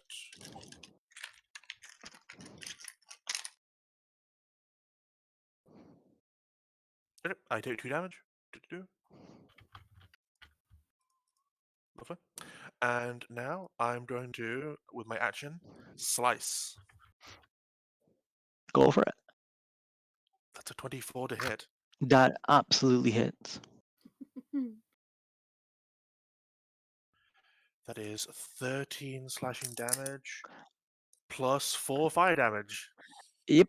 You have killed the shark. What would you? How would you describe its further, even more dead status? Like, how does it die? With its, I imagine it biting itself is because it's starting to sort of degrade and sort of break down if we damage it a lot. I think the it's just blade on stupid. fire- Setting the blade on fire, it's going to take a smart step to the left and just executioner style chop its head off. Oh, yeah, its head is off. All of you who were frightened, stop hearing that music. You see the orchestra running away in fear. Yeah, you better run. Yeah, John Williams shaking his fist as he retreats. That's it. That'll be a BBEG for another game.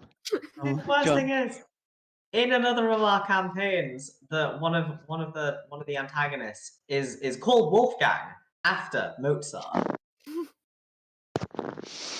Is he a musician? He's not. He's a wizard. But I'm going I have to incredible taste. What can I say? Yeah.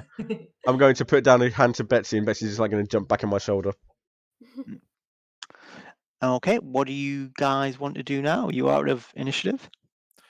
I'm just keep chopping up the body just to make sure. Just Uh-huh. whack, Gonna whisper. whack. Sticky whispers to Dax. Do you think our friend would like the head of this? It's a big head. He absolutely would. I get some teeth. I'm gonna pull out like 2 of its teeth and like hand them to Pip. Pip's spellcasting focus is it's like a rosary, but instead of beads, it's teeth. Of So course he's it is. absolutely going to borrow a couple of those. And it gets longer every time we kill something because it just loves to add teeth. Yeah. As you all sort of hacking and pulling bits off, and Snickert's taking the skull, probably as big as Snickert. It's not as big as that pot. I don't know if we're still carrying that around. I know Brim's The got the Brim pots. has. Yeah. Yeah. Brim has a giant pot one of the kind of tied to his back that I keep trying to get rid of because it's too big. It's stupid to try and carry around. But nevertheless, as you sort of all hammer it and take bits off, you notice Zara, Vanishing Zara, has appeared beside you, and she's also hacking away at the shark just for the fun of it. You think? He's just hitting it, going, "Ah, shark!" hitting it. And then she sort of looks up and goes, "Oh yeah, I was here for a reason." And she starts looking at the shark. Now, to assist Zara, if any of you would want to, yes, you're probably the best one for this, or maybe we could. It's an Arcana roll. So if you want to make an Arcana roll, I do have proficiency in So is it just a straight roll? I don't get any bonuses. yes. But I mean, Fine. Zara's rolling as well. So Okay. Right. Wish me luck. I've not been rolling well. Okay, that's an 18 plus 5. That's a 23. Yay! yeah, it's very good. So Zara has produced a magnifying glass from inside her clothes, and it's put up with like the paper plate face, and is very carefully looking at the shark, what remains of the shark, and then takes out a compass and a sheet of graph paper and a pencil and starts making some things. And she goes, "Yep, yep. Casimir sent this. Oh. Yep. Where is it? Can you tell where Is he he is? known for his necromancy? He is now. Like that. This is sort of the path he's taken to try and beat us. Uh, See. Can you tell where he is? She would look back at her graph paper. Somewhere on the x-axis. I believe it's Neverwinter. Mm-hmm. That it seems to be in that area. I don't think he's trying to exactly hide from us. I think he might be, calling us out, as it were. He wants a fight. We'll give Mm. it to him. And then she takes out like a flask from in her clothes and says, "Would anyone like any hot chocolate?" And then makes a sign again about obligation. Hot chocolate, hot chocolate, Okay, hot I'm chocolate. We would love I, hot chocolate. I am definitely no longer a wolf now. Okay. I need to So hold the hot chocolate. everyone who gets hot chocolate I gets hot can't chocolate. turn down hot chocolate. There's marshmallow in it. It's done well. And Dax does say again, it's like normal hot chocolate. And Zara goes, yeah, that's fine. That's fine. It's fine. There's only a little I bit. brought the of right it. one. Only a little bit. Yeah, because there's many flasks. You brought the right flask. Many flasks. And so you all have nice hot chocolate. And Zara takes some bones because she is the bone stacker. Is what she does. She stacks Stacker. bones. And she sort of checks on Dax, and she said, "Oh, how are you feeling?" And he's like, "Oh, can't really see this time. I've got a headache, and I've got a cough, and I keep forgetting things." But I think it's just I don't know. I'm just tired. Just tired. She goes, "Oh, well, have a good sleep." Can I pat Dax on the shoulder and cast Cure Wounds on him? I don't know if it'll help, but it might. You do that, and Dax looks around and he goes, "Oh, I'm fine. Don't." You just said that you couldn't. You just said that you couldn't see out of this eye. So let's see if we can do something. It's I still can't, but I think I don't know. It's just he seems to just sort of trail off. I offer him a hug. It's fine. He will take a hug. Mm. That's lovely. That was really And lovely. he'll finish his hot chocolate. And Zara says, "Well, I should go because I probably shouldn't be here." And we've got the WHI coming round later. Who are they? It's The time to women, go and Oh. fight. the Women's Hag Institute. Oh wow. We're big in the WHI. We make jam a lot. Oh, you know, my mama said that she couldn't make it this month, but She's very good at making jam. She can so like good at making jam. squash things very well. Mm-hmm. Yes, the back of my head is going, jam out of what? I mean, you by all means ask. I do I Let's not. think I don't think Tay will ask. It's like maybe not. I just think Sticky's just like learning a whole load of stuff about Dax that he would never have imagined. Aww. Yeah. I mean, I only ran this so I can play 3 hags. And I love them. I definitely have to write some manner of sitcom, but that's so Zara will sort of vanish off again in the way that she does. And we take a short rest. Sure. IRL or in the game. In game. I am a weak and pathetic warlock, and I am now spent. Get I your would like some warlock hit points back. juice box out. Not mine. That belongs to Outside Extra. Actually, just before Zara goes, she is going to take out these little blocks, about like that big, rectangular, with these little circles on the top, and she very quickly, like really quickly, starts putting them together and makes a very small hut that you can Aw. all fit in. She's made this out of Lego bricks. She's big in the Why isn't Lego. she stacking bones? Because she needs those. She needs them, and Lego she made of bones. Lego she made of bones. understands that the bones aren't, insulating material and poor for construction purposes. With the She's energy more crisis these days. She's more artistic with her Also, bone stacking. imagine that there is a plane somewhere which is inhabited by Lego dinosaurs. So, kinda the bones of those.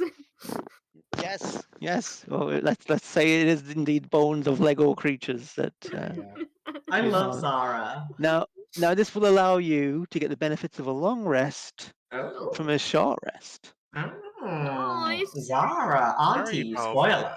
Now, because I always feel hard done by myself as a big Warlock fan, whenever there's some sort of thing like this where it's like your short rest benefits are sort of snatched away cruelly by capricious DMs. You can have inspiration as well, Pip. Aw, thank you.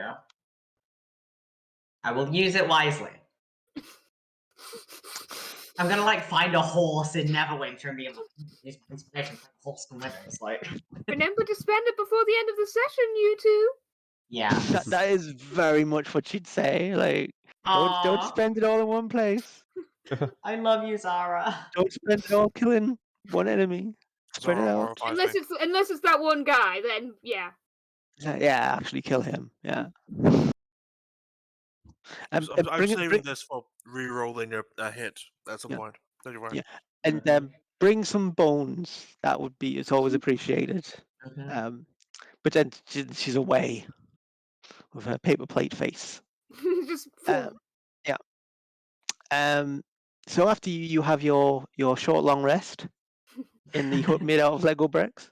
Like a microwave hut. So like you get 8 hours of rest, but in like there's a dish you sit on and you turn around. I was thinking like when you nap for an hour and you're like 6 days has passed.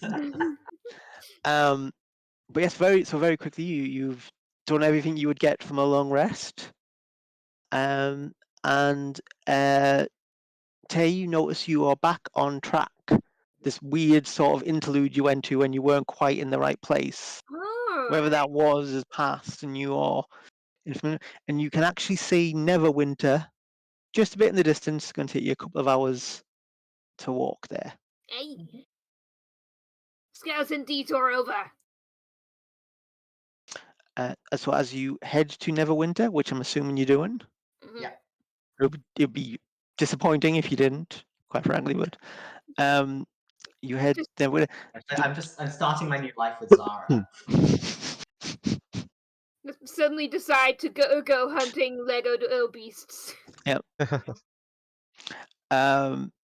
mean, I think I'm doing that city. The in the Dungeon 23 thing. I'm doing a city. These tags are now going to be living in that city. They're going to have an apartment. Oh, brilliant. Studio flat. A penthouse. So you approach Neverwinter. The road gets busier, more people, which is to be expected. But also, you sort of overhear people talking, and there's a lot of talk about going to see a show, going to see an event. Something seems to be happening Oh? in the city, and you do hear people using the word, like you hear Casimir, Helios, The Great Adventure, Fantasy Homelander. All these things. Do that.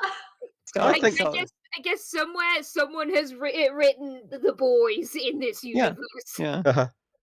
I think that sounds like where we want to be. So, what's the plan? Are we going to go to the event and just like start attacking him from the stage? I kind of want a gate crash. That feels unwise. I think it would be much more fun to kill him before it starts in his dressing room and have everyone wonder why they're in this hole for no reason. Yes, because should he die, all knowledge of him Oh yeah. would He just That- becomes some guy. that seems an excellent excuse for like improv theater from the five of us. Isn't But that yes. what RPGs are? No, I have had this argument with Charlotte, my partner, about because I'm not a fan of improv, but I love D&D. It's not improv. Completely different. No, I would agree. Structured. It's structured. Mm. To Structured just varying enough. degrees, depending on your RPG. Yes, some. But yes, you make your way into the city. At the sort of the big city gates are open, and there's people selling like programs and Casimir memorabilia, that sort of thing.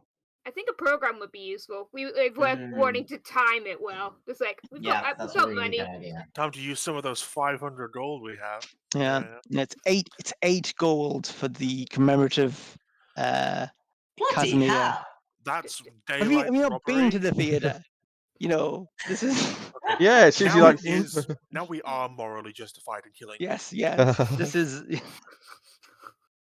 This has changed the whole. Everyone's like, yeah, they did kill that guy, but come on, man, 8 gold. I'm not. Deserve. But so you get a commemorative program.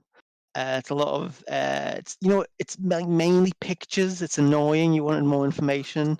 Like but I it's mainly. expected, like when you say program, I expected like a schedule of some sort, like a Oh, time. that's in there as well. That's Okay, in there good. as well. But there's a lot of like, there's like pictures again of Casimir saving kittens, fighting Kraken, saving Kraken from trees. Yeah, killing kittens in the ocean that are monster kittens. Is this just like Gilderoy Lockhart or something? Monster exploding kittens. Why do I Jeff, feel like this is Richard's bucket list? Jeff, I'm going to say right now, I have no idea who Gilderoy Lockhart is, or indeed the story about him stealing the adventures of other people in the Harry Potter universe, which I'm assuming Gilderoy Lockhart is in. Because as I said, I've never heard of him. Just making sure. Or Kenneth Branagh.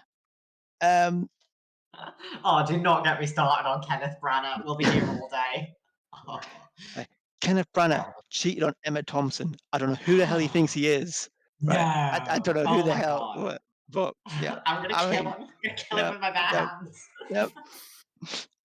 But next campaign, Kenneth Branagh. Next campaign. So yeah, so everyone's very excited. Do you want any other memorabilia? What There else is- is there? Depends. Is it something that one of our magically endowed companions can make into a adult torture or something? I mean, possibly. Horrifying. There are masks. There's like foam swords. this very particular, distinctive longsword. There's coins, like commemorative coins. There's like a really big mug that says Wow. Casimir time. To be fair, a really big mug, you can always use that. Put eyeballs in it and stuff, so I'll Okay. get rid of As That's a blunt four. instrument. It's 4 Mhm. gold. that. Are you gonna put his eyeballs in it? But yes, Dax has sort of fallen to the back of the group at this point and is coughing a lot. Oh, You okay back there? I think He's we like, need to hurry. Can I carry him? I mean, physically you could, but Dax isn't having it. So no. You can, but you may not. Yeah, yes. Fair. I did in one campaign have a you know those anime things where the robots come together and make a bigger robot, and we had Voltron, yes. yeah. Actually, were you in this one where it was we had because we had 2 kobolds, a tiefling, and something else more. So we just made a big bugbear kobold Voltron This does because sound pretty. he could physically carry them all, the whole party he could carry. Delightful. But no, Dax is gonna struggle on. But looking at the Whilst- but No, looking at go the ahead. looking at the program, you can see where he's going to be and all that sort of thing. As you are reading the program, Tay, the words which talking about how great he is and all the things he's killed and all his badass changes and says, "Meet me at the graveyard." Oh, And there's a map with a Mhm. helpful diagram showing you how to get to the graveyard. Okay. Yeah, he knows we're coming. that sounds like an Alright, I'm into invitation. it. That sounds like an You make invitation. if it's before the festivities, then okay. It is indeed before. We already know he's a necromancer, so we know what to expect. That's I'm good. I'm sure the graveyard's just a name. It's like like It's just an aesthetic. The graveyard yeah, would be a it's, great name for a pub, like I like a bar. was Yeah, kind of yeah. like the worst places to meet a necromancer. Graveyard is right up. Yeah. are you Morgue, oops, sorry. mortuary, yeah. Yeah. Slaughterhouse, Oh, Slaughterhouse is a great choice. Slaughterhouse is a great skeleton factory. What? Isn't that just a slaughterhouse the Lego under a different factory, name? the dinosaurs. A Halloween costume store. with lots of people who've just been murdered in the Halloween store. Okay, so I guess it's a question of how likely he is to actually be there. To what degree do we bet this is going to be a trap? This high than Edo has to be there. He'll definitely be there. Can I ritual cast detect magic on this program to see if I can figure out how he's done this? Okay. Yes. I do that. All the you learn all the programs on magic, and he would have the ability to communicate through all of them. Now, normally, this is going to be a cool thing at the event where he'd be like, Ah, "You're the real heroes." gosh. Wow. It's like the like look Wow. under your seat thing, and they've got like Yeah. a present. Okay, I'm with That's you. 3 yeah. strikes. Now Yeah. he has to Yeah. die. Like, The hag said he's awful. Oh, I They weren't hate it. kidding. Like- Wow. I hate this man. how much bone harvesting are we going to do on the hag's behalf? All of the bones. There's so many, but I have bag of bones that's going in my inventory. So are you going to head to the graveyard? I'm very much down for Yep. to jive in the graveyard. I don't know where that joke was going. I would like Boogie to. with the bones. I don't know. I don't know. I would like to. If we do end up doing this, I would like to have him back a bit. I would also like to. I think. Pip sort of pauses and like reaches into his mouth and like fiddles around a bit, and then he pulls out a tooth and he hands it to Giovanni. And he says, just keep hold of this. And then one Dax of those contingency teeth, eh? Dax is going to say, "See, Snicket, other people do that. It's not just Dax who does that." Oh, brilliant. Which freaks out the party. Like, they seem to forget every time. Yep. I pull a fingernail off. Giovanni and Snicket exchange the looks of people who are regularly handed teeth, and it's just like almost telepathic mutual empathy. Like, yeah. Which is ironic because Tay is telepathic. Ooh, really? Gem Dragonborn. Awesome. So you're not a blue dragonborn, you are like a sapphire dragonborn. Yeah, I'm with you. I'm with you. Awesome. This paint is meant to be metallic, but I don't know how much it shows. Excellent. I think Pip will look at Dax and like pull out a tooth. It's not magical or anything. He just wants you to have it. Yeah. And you'll say that this is he gets this. This is a thing in this community. Yeah. Teeth. Yeah. And he's got a tooth. Puts it in his tooth bag. It's like friend request on Facebook. The tooth bag is like the bone bag, but it's more portable. Yeah. When you're on the go. It's the worst part. I will point out, I can cast Disguise Self, so it might be useful to show up at the graveyard as not me. Who will you go as? That is a very good question. Ooh, hang on. Oh, I don't know what any of the rest of this party looked like because they've been erased from memory. Oh, that would have been so good though. Okay. Wyatt, I'm thinking. Does anybody have any thoughts? Like, I don't know. Like, okay, so Casimir is famous. Does he have like a beloved partner or a lone wolf? I mean, it's weird, like, because a lot of the things he's done, it would seem like sometimes it seems like there should be more people present, or but there are details like, oh, the people that he saved, but they're never actually named. Because if the people he saved were named, someone might be able to go and talk to them and actually really save them. I mean, I would say he genuinely has saved many, many, many, many people. He is, in some ways, a great hero. Oh yeah, 100%. But he's also But I mean, like, does he have like a wife or something, or like a husband? No. He's married to the job. Oh, so boring. Yeah. How the villain's meant to kidnap someone you love now? All the Spider-Man villains at this. Is there like a famous villain who he famously vanquished? Yeah. Like, can I be like, you know, Megamind? Is there like a Megamind to his Metro Man? Yeah, there's oh yeah. I am gonna say there is I said I wasn't gonna bring him in. I'm gonna bring him in. Archimedes Despair. He fought him. So you Thwarted him.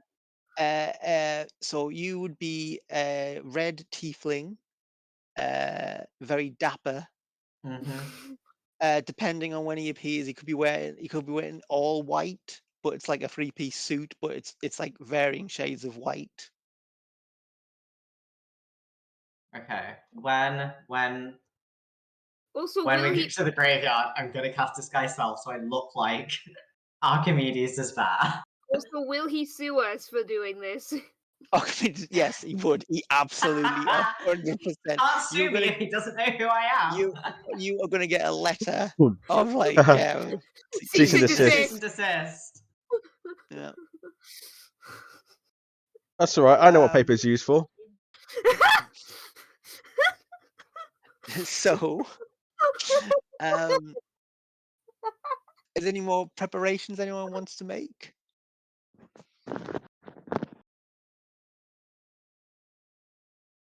No, I don't have that much I can do, and one of the things I can do is I'm really good at fishing. Like, all my preparation is like first round of combat stuff. I don't really have anything to do before then. No, but this is not by any means fancy, but if you want to like learn anything or anything like that, then it doesn't have to be a mechanical part of the game. Is holy water purchasable in this town? Absolutely. I Actually, don't remember what holy water does in Dungeons and Dragons. Very little, which is why Oh. nobody ever uses it. It's a spell component, but Oh, it used to be so good though. I think you're out of luck if you're looking for holy water to. I'm sorry, Snicket. No divine grenades for you. Boo! no holy Boo. hand grenades. Yes. I I will say, I do have. Sorry, I cut you off there, No. Richard. I do have Lance of Lethargy, so if we need to run away, we can do it extremely bravely. That's the only way to run away. It is. It is. Also, very suddenly. So, are you heading to the graveyard? Let's Say do a so? quick circuit of the graveyard just to see how bad a situation it is. Okay. Now, Neverwinter has several famous, exalted cemeteries, and such areas of great people and prestigious people. This isn't that. This is, if anyone's seen the film Pet Cemetery, with the thing of like a crudely drawn sign, probably because it is a hard word, cemetery wrong. spelt wrong. Yeah. I haven't seen it, but I've heard. It's like how kids would spell cemetery. It really annoys me. Sorry, because I really wanted to go and see that, and then the trailer in the cinema spoiled the twist, and I was like, well, what's the point now? God damn it, trailers! Was this the remake? Yes, the new Well, one. probably assumed it is. Probably It's assumed quite you already knew it, famous. but like I didn't, and I wanted to see it, and then I saw the trailer, and I was like, oh well, there we go. That's what happens. I really Now what's enjoyed the point? remake, but yes. So it's basically it's surrounded by a sort of creepy, probably like out of Disney witch stuff, creepy little forest, little Snow wood White. of creepy creepy trees that look a bit sinister. Creepy Tweed. So you- Tweed is creepy. Yeah, I love Tweed, but you can do a circle round it if you would like to, Giovanni. I know you'll have spider climb, won't you, as a dampier? Yes. But that would be much more useful if you were like sneaking up on him in a building. But you could. No, normally I was going to say that getting through the trees might be quite difficult. But I don't think you would actually have any problem. Yeah, not at all. I can just walk up walls. Yeah. I love play. I've often played Dampier just purely for that, and Honestly, a Dampier. This is one of the first characters I've made where I like made the character before making the build, but it's worked out so beautifully that it feels like I made the build first. Because Dampiers can do so much cool stuff, and they're just great monster hunters. So if you want to do an investigation or perception, whatever you're better at. Advantage on investigation to investigate the undead. Why? Oh, see, I was going to give you advantage. I'll lower the DC. I will be right back, guys. No problem, Jeff.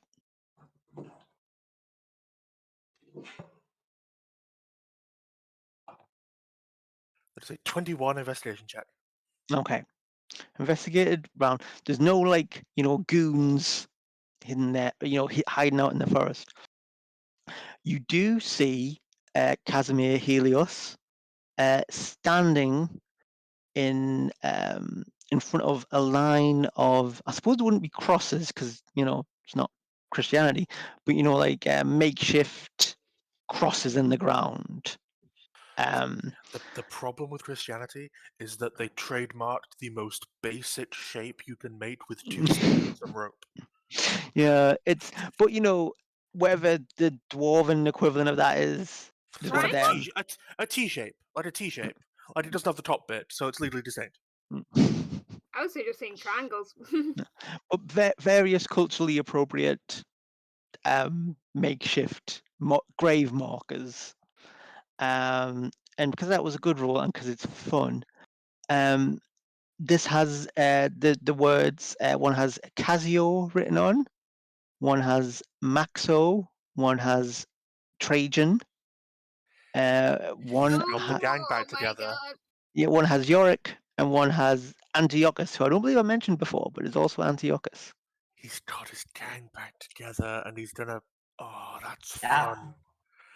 Okay, he gets to charge high prices for the paper Oh, again. you Yeah, forgive yeah, him for that. He's got yeah, yeah. expenses. Mm-hmm.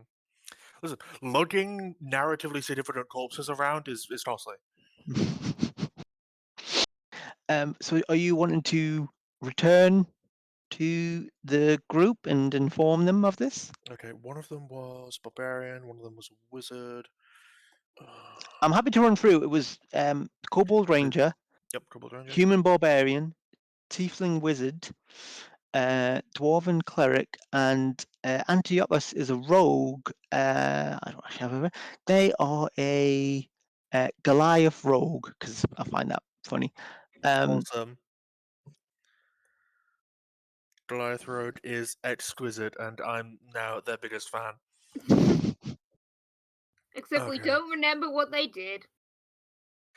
Okay, that's. We're a bit outnumbered, but we should be okay.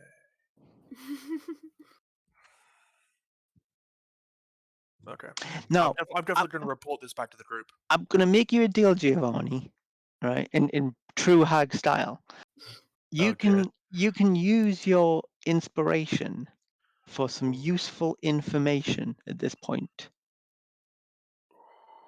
Devil's bargain. I will cash in my inspiration for Okay. something useful. Hey. Because you've rightly sort of deduced, he could be, preparing to raise some of these creatures from the dead. He almost certainly doesn't have the power to raise all of them, certainly not all at once. It would be very difficult for him to do that, if not Okay. impossible. Not to say he can't perhaps do it with some, but I would. It would be unlikely he's going to raise that them all at once. Okay. Is there going to be the possibility that we can break his hold on them? Because I doubt they're going to like him very much. Ooh, possibly. Okay. That's an opportunity I will look out for in the fight when he's been hurt a bit. Maybe freeing them and trying to get them to attack him. But we'll see. We'll see. We'll see. We've got plans. Okay, I guess what we're discussing is is the priority fighting him or fighting the undead? I think if we mess him up enough and we get him nice and distracted, he might not be able to make the best use of his allies, and maybe he'll lose control of them. Maybe they'll go berserk. It's a possibility. It's open to Okay, try. it's just, I have a form I've been wanting to try out, but it's Ooh. one that isn't as effective on undead. Ah. Okay, so I will focus on undead. You focus on the big guy. Yeah. Okay, I like that. We're strategizing. I like this a lot. Okay. Are you ready to enter the graveyard? Shall we wait until our final Well, returns? I believe the general feeling on the stream is you keep going. Cool. It's sometimes people have to pop out, but we'll Very good. make it work as best we can. How big is the graveyard? Oh, graveyard sized, standard unit of graveyard. It's Standard graveyard. standard graveyard. I don't know, not too big. 40 feet by 40 feet, we'll say. Okay, that is And a small. That is a nice and small graveyard. it's not even properly marked out like you would have with a it's cemetery. like a pauper's graveyard. Yeah. I Yeah. see. I see. A Okay. bunch of people who were nobodies who just got you know. Of course. In that case, you guys head in. I'm going to hang out on the sidelines to begin with. Okay. Okay. Let's So go. the four of you head in. When I say four, that's Dax and Snicket and Giovanni course. and Pip's Tay. heading back. Good idea, good idea. And Oh, and everyone remember, you've still got your fireballs. Oh, Oh, yeah. God. 5 of us, though. Chaos 5 of us, reigns! please. Betsy. Jeff, just to say we were heading into the graveyard. Mhm. Pip is hanging back, Okay. and it's going to presumably has a plan or is a coward. We shall Yes. see. Or We'll find both. out. Cowardice is a plan. Oh, and Um, we've discovered that he's likely going to be raising the dead members of his old party, Okay. but we might be able to break his control on them and get them to attack him because he And like, also, killed he them in the probably first place. won't be able to raise all of them. Yes, he's only I a like the single idea coward. of throwing the fireballs at him. Throwing the fireballs is always going to be a great idea. Okay, fair. So as you approach, Can I ready my bead? you can you can have it ready. Are you saying like would this be the equivalent of like hold action? Is that what I you mean, mean? this is me hoping that I can sneakily get away with throwing a bead as a free action. Okay, but we'll see you've got that ready. I might do a roll to see if you successfully like surprise, you know. But yeah. Mhm. So I mean, if you want to just go in there and go, I'm throwing it in, you can do that. But but if you want to have it ready, you know, well, I'll bear that in mind that you said that. Let's have ourselves the stare down. Okay, so as you all approach, Dax is stumbling a bit, and occasionally he's going on to like one knee, and then getting up again. Can I ask Dax to stay back with me? Like, he is in physically poor shape. I want to look after him a bit. Dax is weirdly insistent That's that fair. he's going. No. I wanted to register my concern and complaint so that when he inevitably dies, I can say to his mums, I tried. I hope he doesn't die. What's that gonna do for the main campaign? Fucking stubborn and stupid. Make sure he doesn't run into the fireballs. That is my biggest concern right now. I will say, if you could give him a tactical reason why it would make sense for him to stay at the back or stay with you, rather than just you are concerned for his well-being. Dax, That I might. thought He's that a you were ranger. a ranger. Yeah, I thought that Yeah. you were ranged. You're a ranger. You're gonna be more useful 20, 30 feet back than you are going to be at point blank. Yeah. Yeah, you take advantage of standing behind the druid and the blood hunter, was it? That's a good idea, and he agrees. Snicket also hiding behind Giovanni because he's short as well and ranged.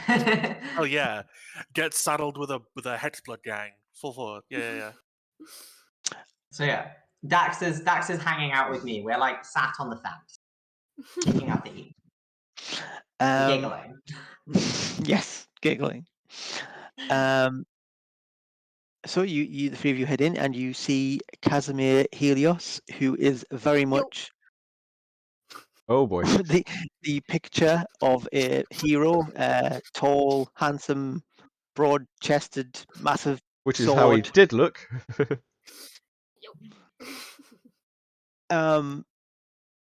You know, big, thick hair. he's golden locks raving in the breeze. Yes. He's the sort of person who would have the cloak of billowing, you know.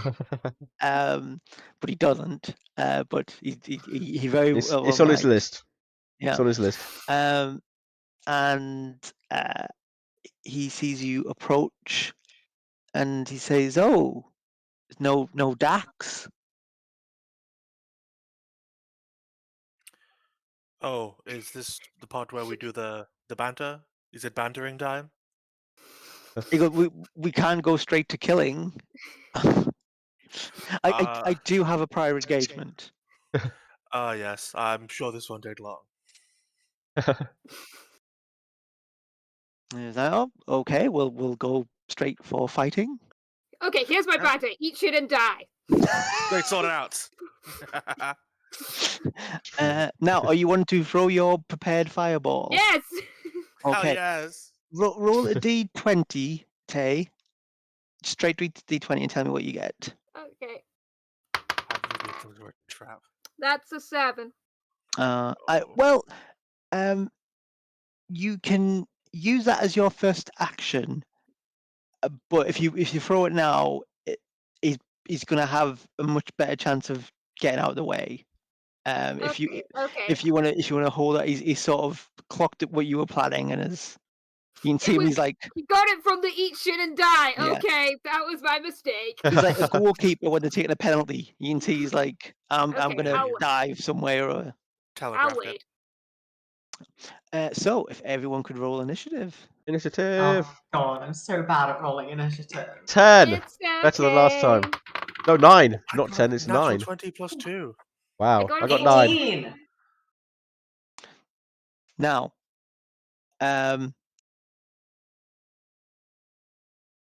Tay, what did you get? 4. Pip, what did you get? 18. 18. Snicket 9. and Giovanni, you got 22. Was that? Yeah, 22. That's not bad. Wow. Okay. So, perhaps unsurprisingly, Giovanni is to go first. Beautiful. What would you like to do? Okay.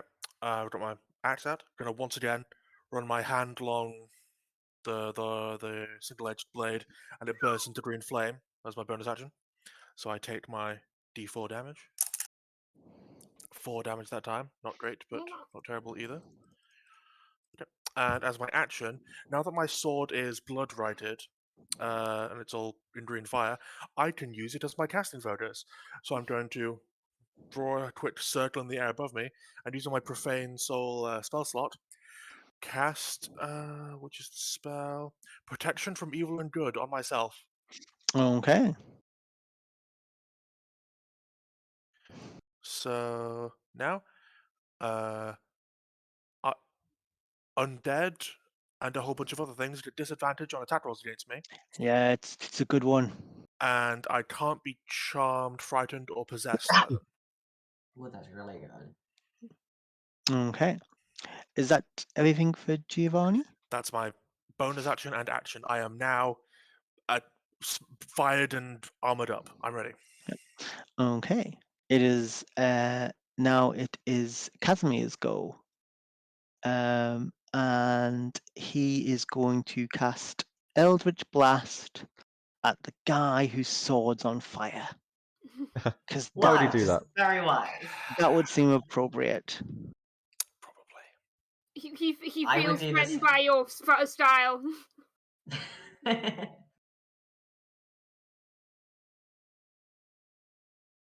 Okay. That's not working the way it should, so I might have to actually resort to actual dice. Like it's bloody Middle Ages. Like cavemen. Yeah. My cat kept trying to play with them. She kept trying to eat the D4 and she kept batting the D20s off the table. She wants to play. Light Uh, daughter, light father. What, is she rolling better than you? Yes, almost always. Ooh, that was uncalled for. That was No, it's You fine. rolled an 18. You're fine. okay. That is a dirty 20. Yep, that's a hit. Okay. And that is 6 points of damage. Okay. And then he's gonna do that again because that seemed to work Yep. quite well. That's a 15. Ooh, that just barely misses. I may like it. I'd be able to duck out the way. Yes. It misses and it hits the tree behind you, and you see sort of burning into the tree is the word Casimir because he's all about branding. Okay. All the goodwill is gone again. Yeah. This. And what do you think would happen? If it had hit you that one, you'd have a big brand on you. Okay. Terrible. Pip. Does Pip know how Archimedes' despair sounds, even just vaguely? I mean, he has adverts. Is he southern? Like what kind of? He's very eloquent and pleasant. So receive pronunciation. Yes. I'm hearing RP. So Yeah. As I was saying, he has adverts, so you will have heard him. That's so delightful. Okay. I don't have any feats or anything that make me especially good at mimicking voices. He's just relying on sort of hoping to catch him off guard, I guess. But I think he will hop down off the fence and he will he's wearing his teeth rosary and he'll kind of press a couple of the teeth against his neck and he will cast thaumaturgy. And he will call. Oh, does Casimir have a surname? Helios. Helios, that's right. He will say, Casimir Helio. Well. Look what the cat dragged in. I mean, that's pretty good already. But if you could roll deception at advantage, and I'm lowering the DC for a variety of reasons here. Okay. Deception at advantage. That's only a 15. 15. Okay. Well, he's not. This is a fighter kind of guy. Oh, nope. You have succeeded. He does believe this is Archimedes' despair.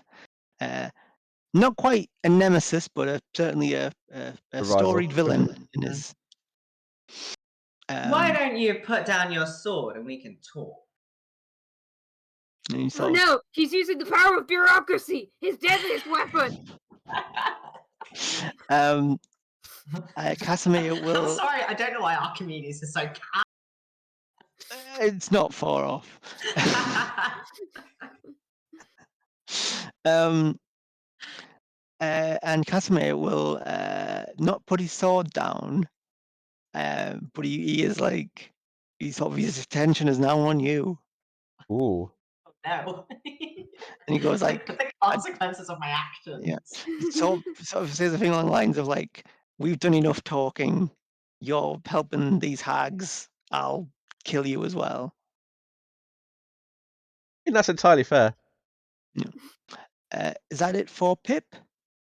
Oh, hang on. Hex is a bonus action. So as my bonus action, I will cast Hex on Casimir. But otherwise, yeah, that's me. I'm just kind of. That just happens automatically, doesn't it?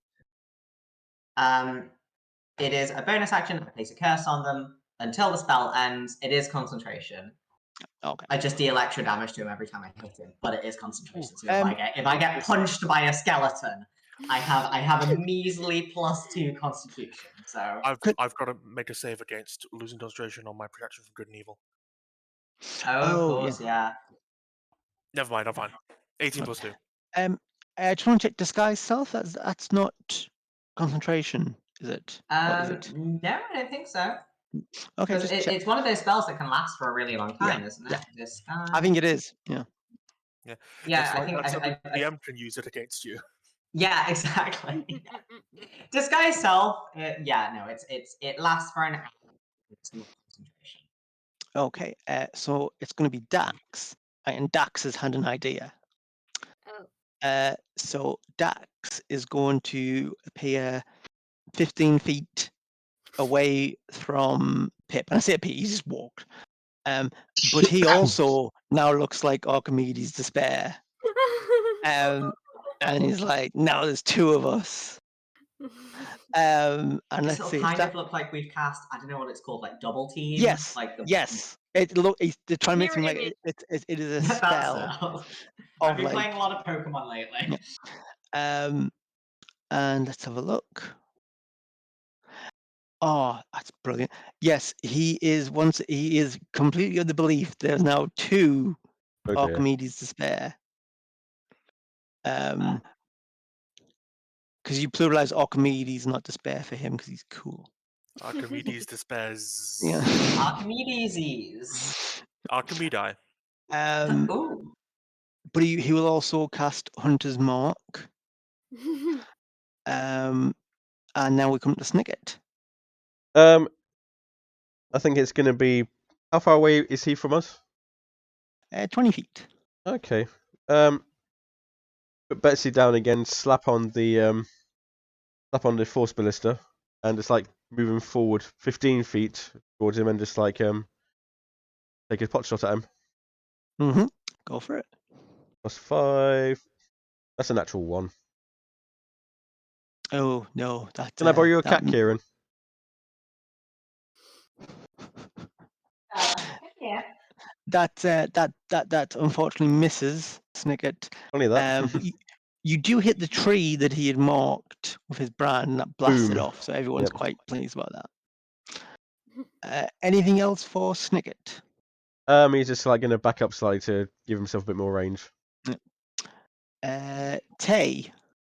All right, let's throw this thing. I'm sure there's at least 2 other fireball beads in the party, but As long as one gets thrown before I run into blast range, I'm happy. So is this a dex saving throw? I mean that's how the fireball spell works, if that's what you mean. Yes. Where are you throwing it exactly? I'm trying to. I mean, I guess behind him, so it hits him and not the companions who are running at him. Ideally. There's gonna be a lot of burning trees behind him. Yeah. You burn the graveyard down. He can't raise anybody. Yeah. Okay. 15 on his dex saving throw. Oh, I'm guessing it's going against my save or something.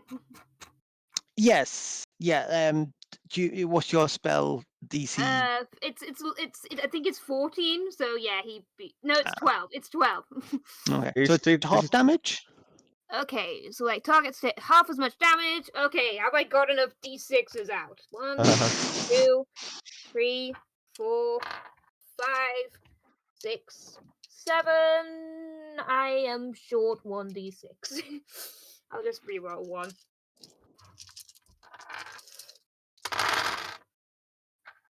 Okay. 5, 8,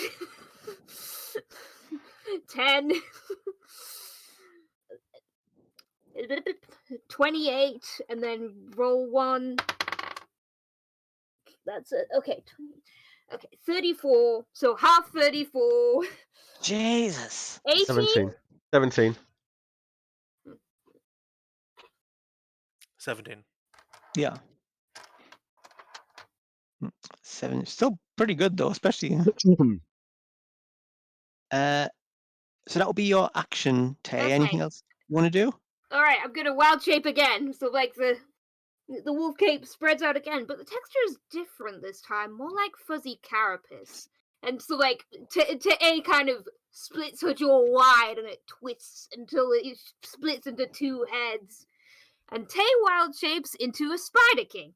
A large 2-headed spider. Oh wow. That is the best wild shape ever. Pip is just like restraining himself and like bouncing up and down. I mean, Archimedes might do that, so it would be in character. So at the end, that's the end of the round, and he's going to try and do something. I say he, I mean Casimir is going to.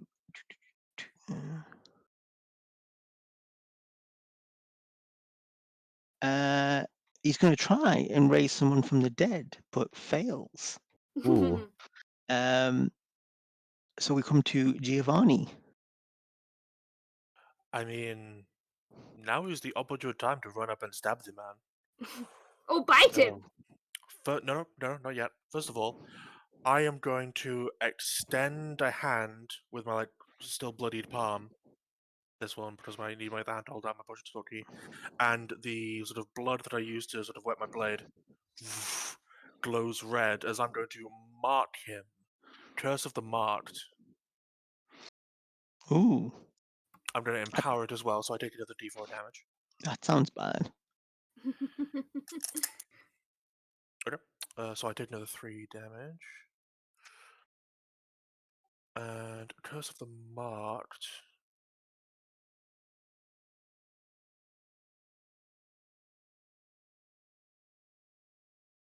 Here it is, Curse of the Marked. He doesn't get a save, and until the end of my turn, whenever I hit the cursed creature with a weapon, for which I have an active Crimson Right die, I roll 2 of that dice instead of just the 1. So Ooh. it's much better at higher levels when I have multiple attacks, but still want to make sure I can hit him as much as I can before I die. Yeah. And if it's amplified, my next attack is with advantage. Okay. So that's how I traded 3 of my life for advantage. Is that it for Giovanni? No, that was just my bonus action. Now I'm I gonna thought so, run I up just won- and smack the man. Yeah. Ah, man. Okay, yeah, I'm going to sprint forward with my slightly superhuman speed because Dampier, Hmm. and I'm gonna do a great big horizontal swing to slice at him. I get advantage on the attack with the greatsword.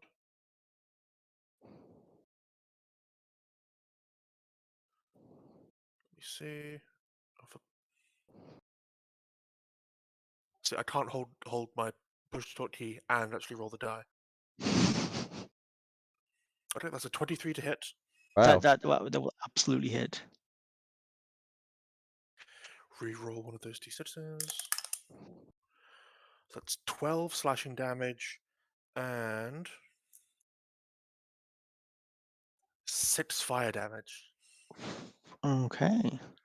with this great Um, hideous vertical Hmm. horizontal green line is drawn across him. Yeah. His hairs went a bit out of place and he's not happy about that. Is that it for Giovanni? That is my turn, yes. So it's his go. And he's definitely going to attack you this time because, like, why wouldn't he? Mm-hmm. Um, Wise man. okay. Okay. So he's going to attack with his sword. That's a 19 That's a hit. for 13 damage. I'm still up. He has another attack Oh dear. for 13. Misses. He missed. Okay. I mean, I was planning to see if I could restrain him, but if you're having trouble right now, I'll probably just close in. Pretty please. Yeah, you just hear this little voice in your head. If you'd be so kind. And I should have done this before, but I'll do it now. Actually, no. He's going to Hexblade's Curse.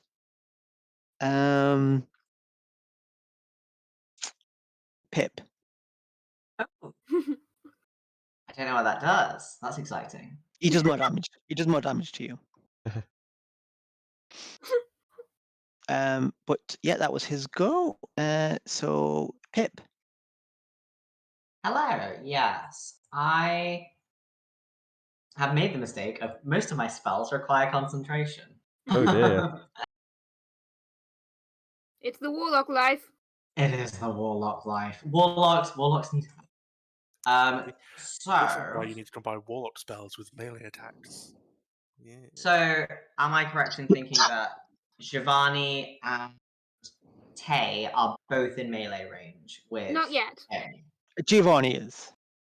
Yes, Tay is not. Okay. I guess for now then, I'll just do an Eldritch Blast for now. How do you do inspiration? Do I have to declare it beforehand? No. Okay, so we'll see how I roll. Ooh, that is a natural 17 plus 6. So I hope a 23 hits. That will hit. Yep. So that is a d10 plus a d6 from the hex. Okay, that is 9 damage total. 8 force, 1 necrotic, if that matters. And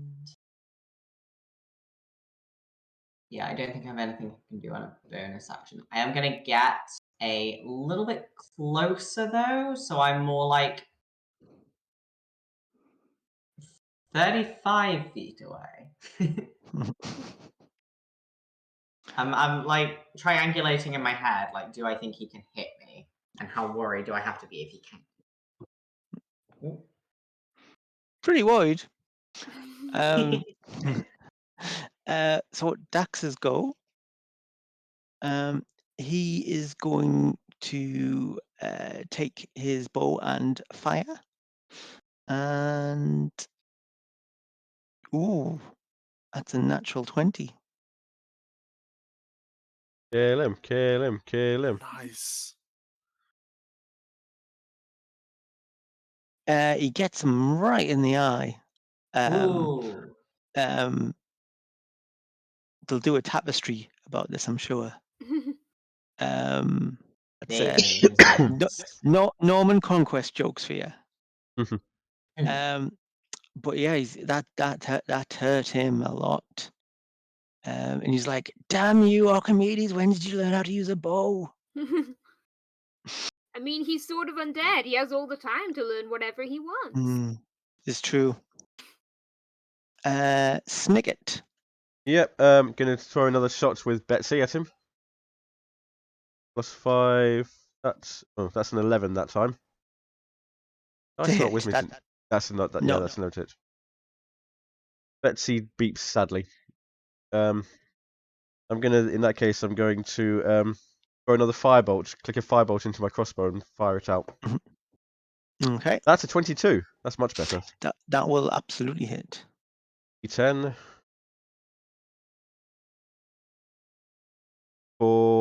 That is 9 points of fire damage. Okay. How do you want to kill him? Whee! I didn't even get to bite him. Just in his neck, and it just like bursts on fire. So now, bursting his neck, hits his neck, bursts on fire, and he's like, it hurts a lot. But then he sort of puts his hands together and thinks, and sort of the arrows second phase. just burn off him. Oh, you'd think so. And he seems to even come bigger, and his shadow seems to loom even larger. And his hands glow with the same sort of eldritch energy, and he steps forward, and it looks like he's just going to annihilate Giovanni when he stops as a hand has reached out from a grave and grabbed him by his foot. It's a little kobold hand hanging onto him, and then another one comes out, and it's climbing up his back. And then just in front of Giovanni, a dwarf hammer bursts through the ground, followed by a dwarf. And pretty soon, he is beset on all sides by his dead comrades that he very recently just tried to raise and failed, and they tear him to bits. And Giovanni is dead. Oh. I think you named the wrong person. Yes, Giovanni's dead. Oh, Well, Casimir Helios. That took a twist. Yes, Casimir Helios is dead, torn apart by the comrades who killed him. What do they do now? Oh, they turn to you and look a bit undead, creepy. When the three hags appear. Undead solidarity. Three hags appear between you and them, and they do some magic, and they very nicely return to their graves in a very chill manner, like to get some sleep. And the hags turn around and that was very well done. Well done, Pip. That was a lovely idea. Gives a little We'll bow. speak to Archimedes because he does get his image rights. He's very he's very concerned about such things. But we'll try and straighten that out. And just Dax, how are you feeling? And Dax just seems fine. Why? He seems to have completely forgotten that he had any problems whatsoever. And now, should we talk about rewards? Certainly. Snicket. First of all, you get a heartfelt thumbs up. And the hags put the thumbs up. You assume Zara's because you can't see it. And Sura's thumbs about like 2 foot long. But they're very like, but is there anything you would like, Snicket? No. Just say my friend is enough. As long as we can find our companions again. Ah, that's lovely. And the sort of three hags go, have a bit of a conflict. We'll remember you, Snicket. And then one of them has in a nice way. Don't worry about that. Yeah, please don't. Tay, your debt to us is paid. You know, whatever terrible thing was going to happen to you, we'll have to check our records. Will no longer happen to you. So A mighty relief. well done, you. But is there anything else you would like? A favor's out of the question, but we do have some material objects if you would like them, gold or diamonds. I mean, is this what's helpful to a druid? I guess. Everyone needs diamonds. And yeah, they just sort of empty their pockets, and there's like various bits of lint and bus tickets, and then some diamonds, and they're like, there you go. I think they're worth something. That's how they pay for the bus tickets. Yeah. It's yeah. The hags getting on a bus. The drivers hate them because there's so much change. Pip, is there anything you would like? No, the only thing I want is a quiet life. Okay, and finally, I'm assuming Giovanni, you will want something.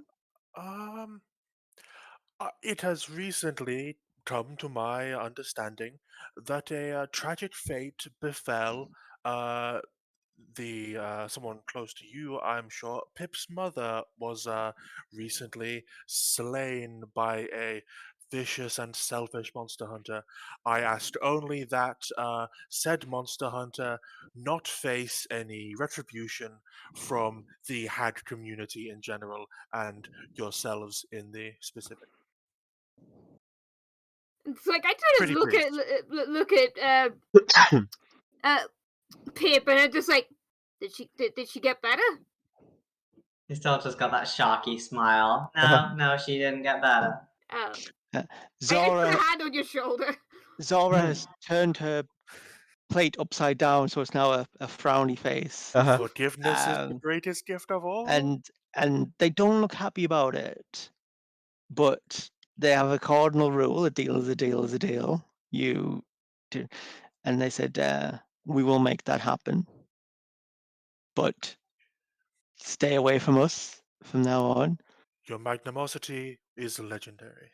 Now, Pip, are you sure you don't want this monster player, brutally tortured or, something awful happen to them?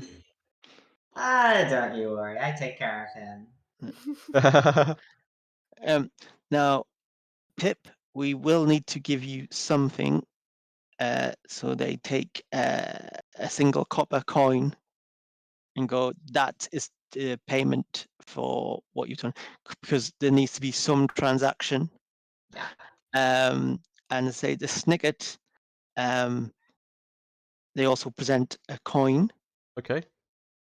Take that, and but you're in our book, Snicket. in a good way. They've And- measured you. And then Dax, they turn to Dax and say, "You get nothing, Dax." And he goes, "Yeah, that's what I thought." Dax gets And- love. Dax does get love. And with that, when Dax restored to full health, is the end of the adventure. Hey, thanks very Well much. played, everybody. That was I great. wish I could have bitten something, but that is my only complaint. I didn't get to bite something. I With the- think Giovanni the- can say the same thing.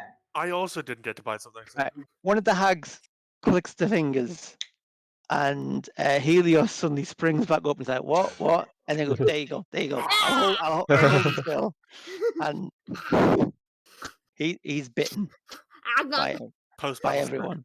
Hell yeah. Constitution save, yeah. Brilliant.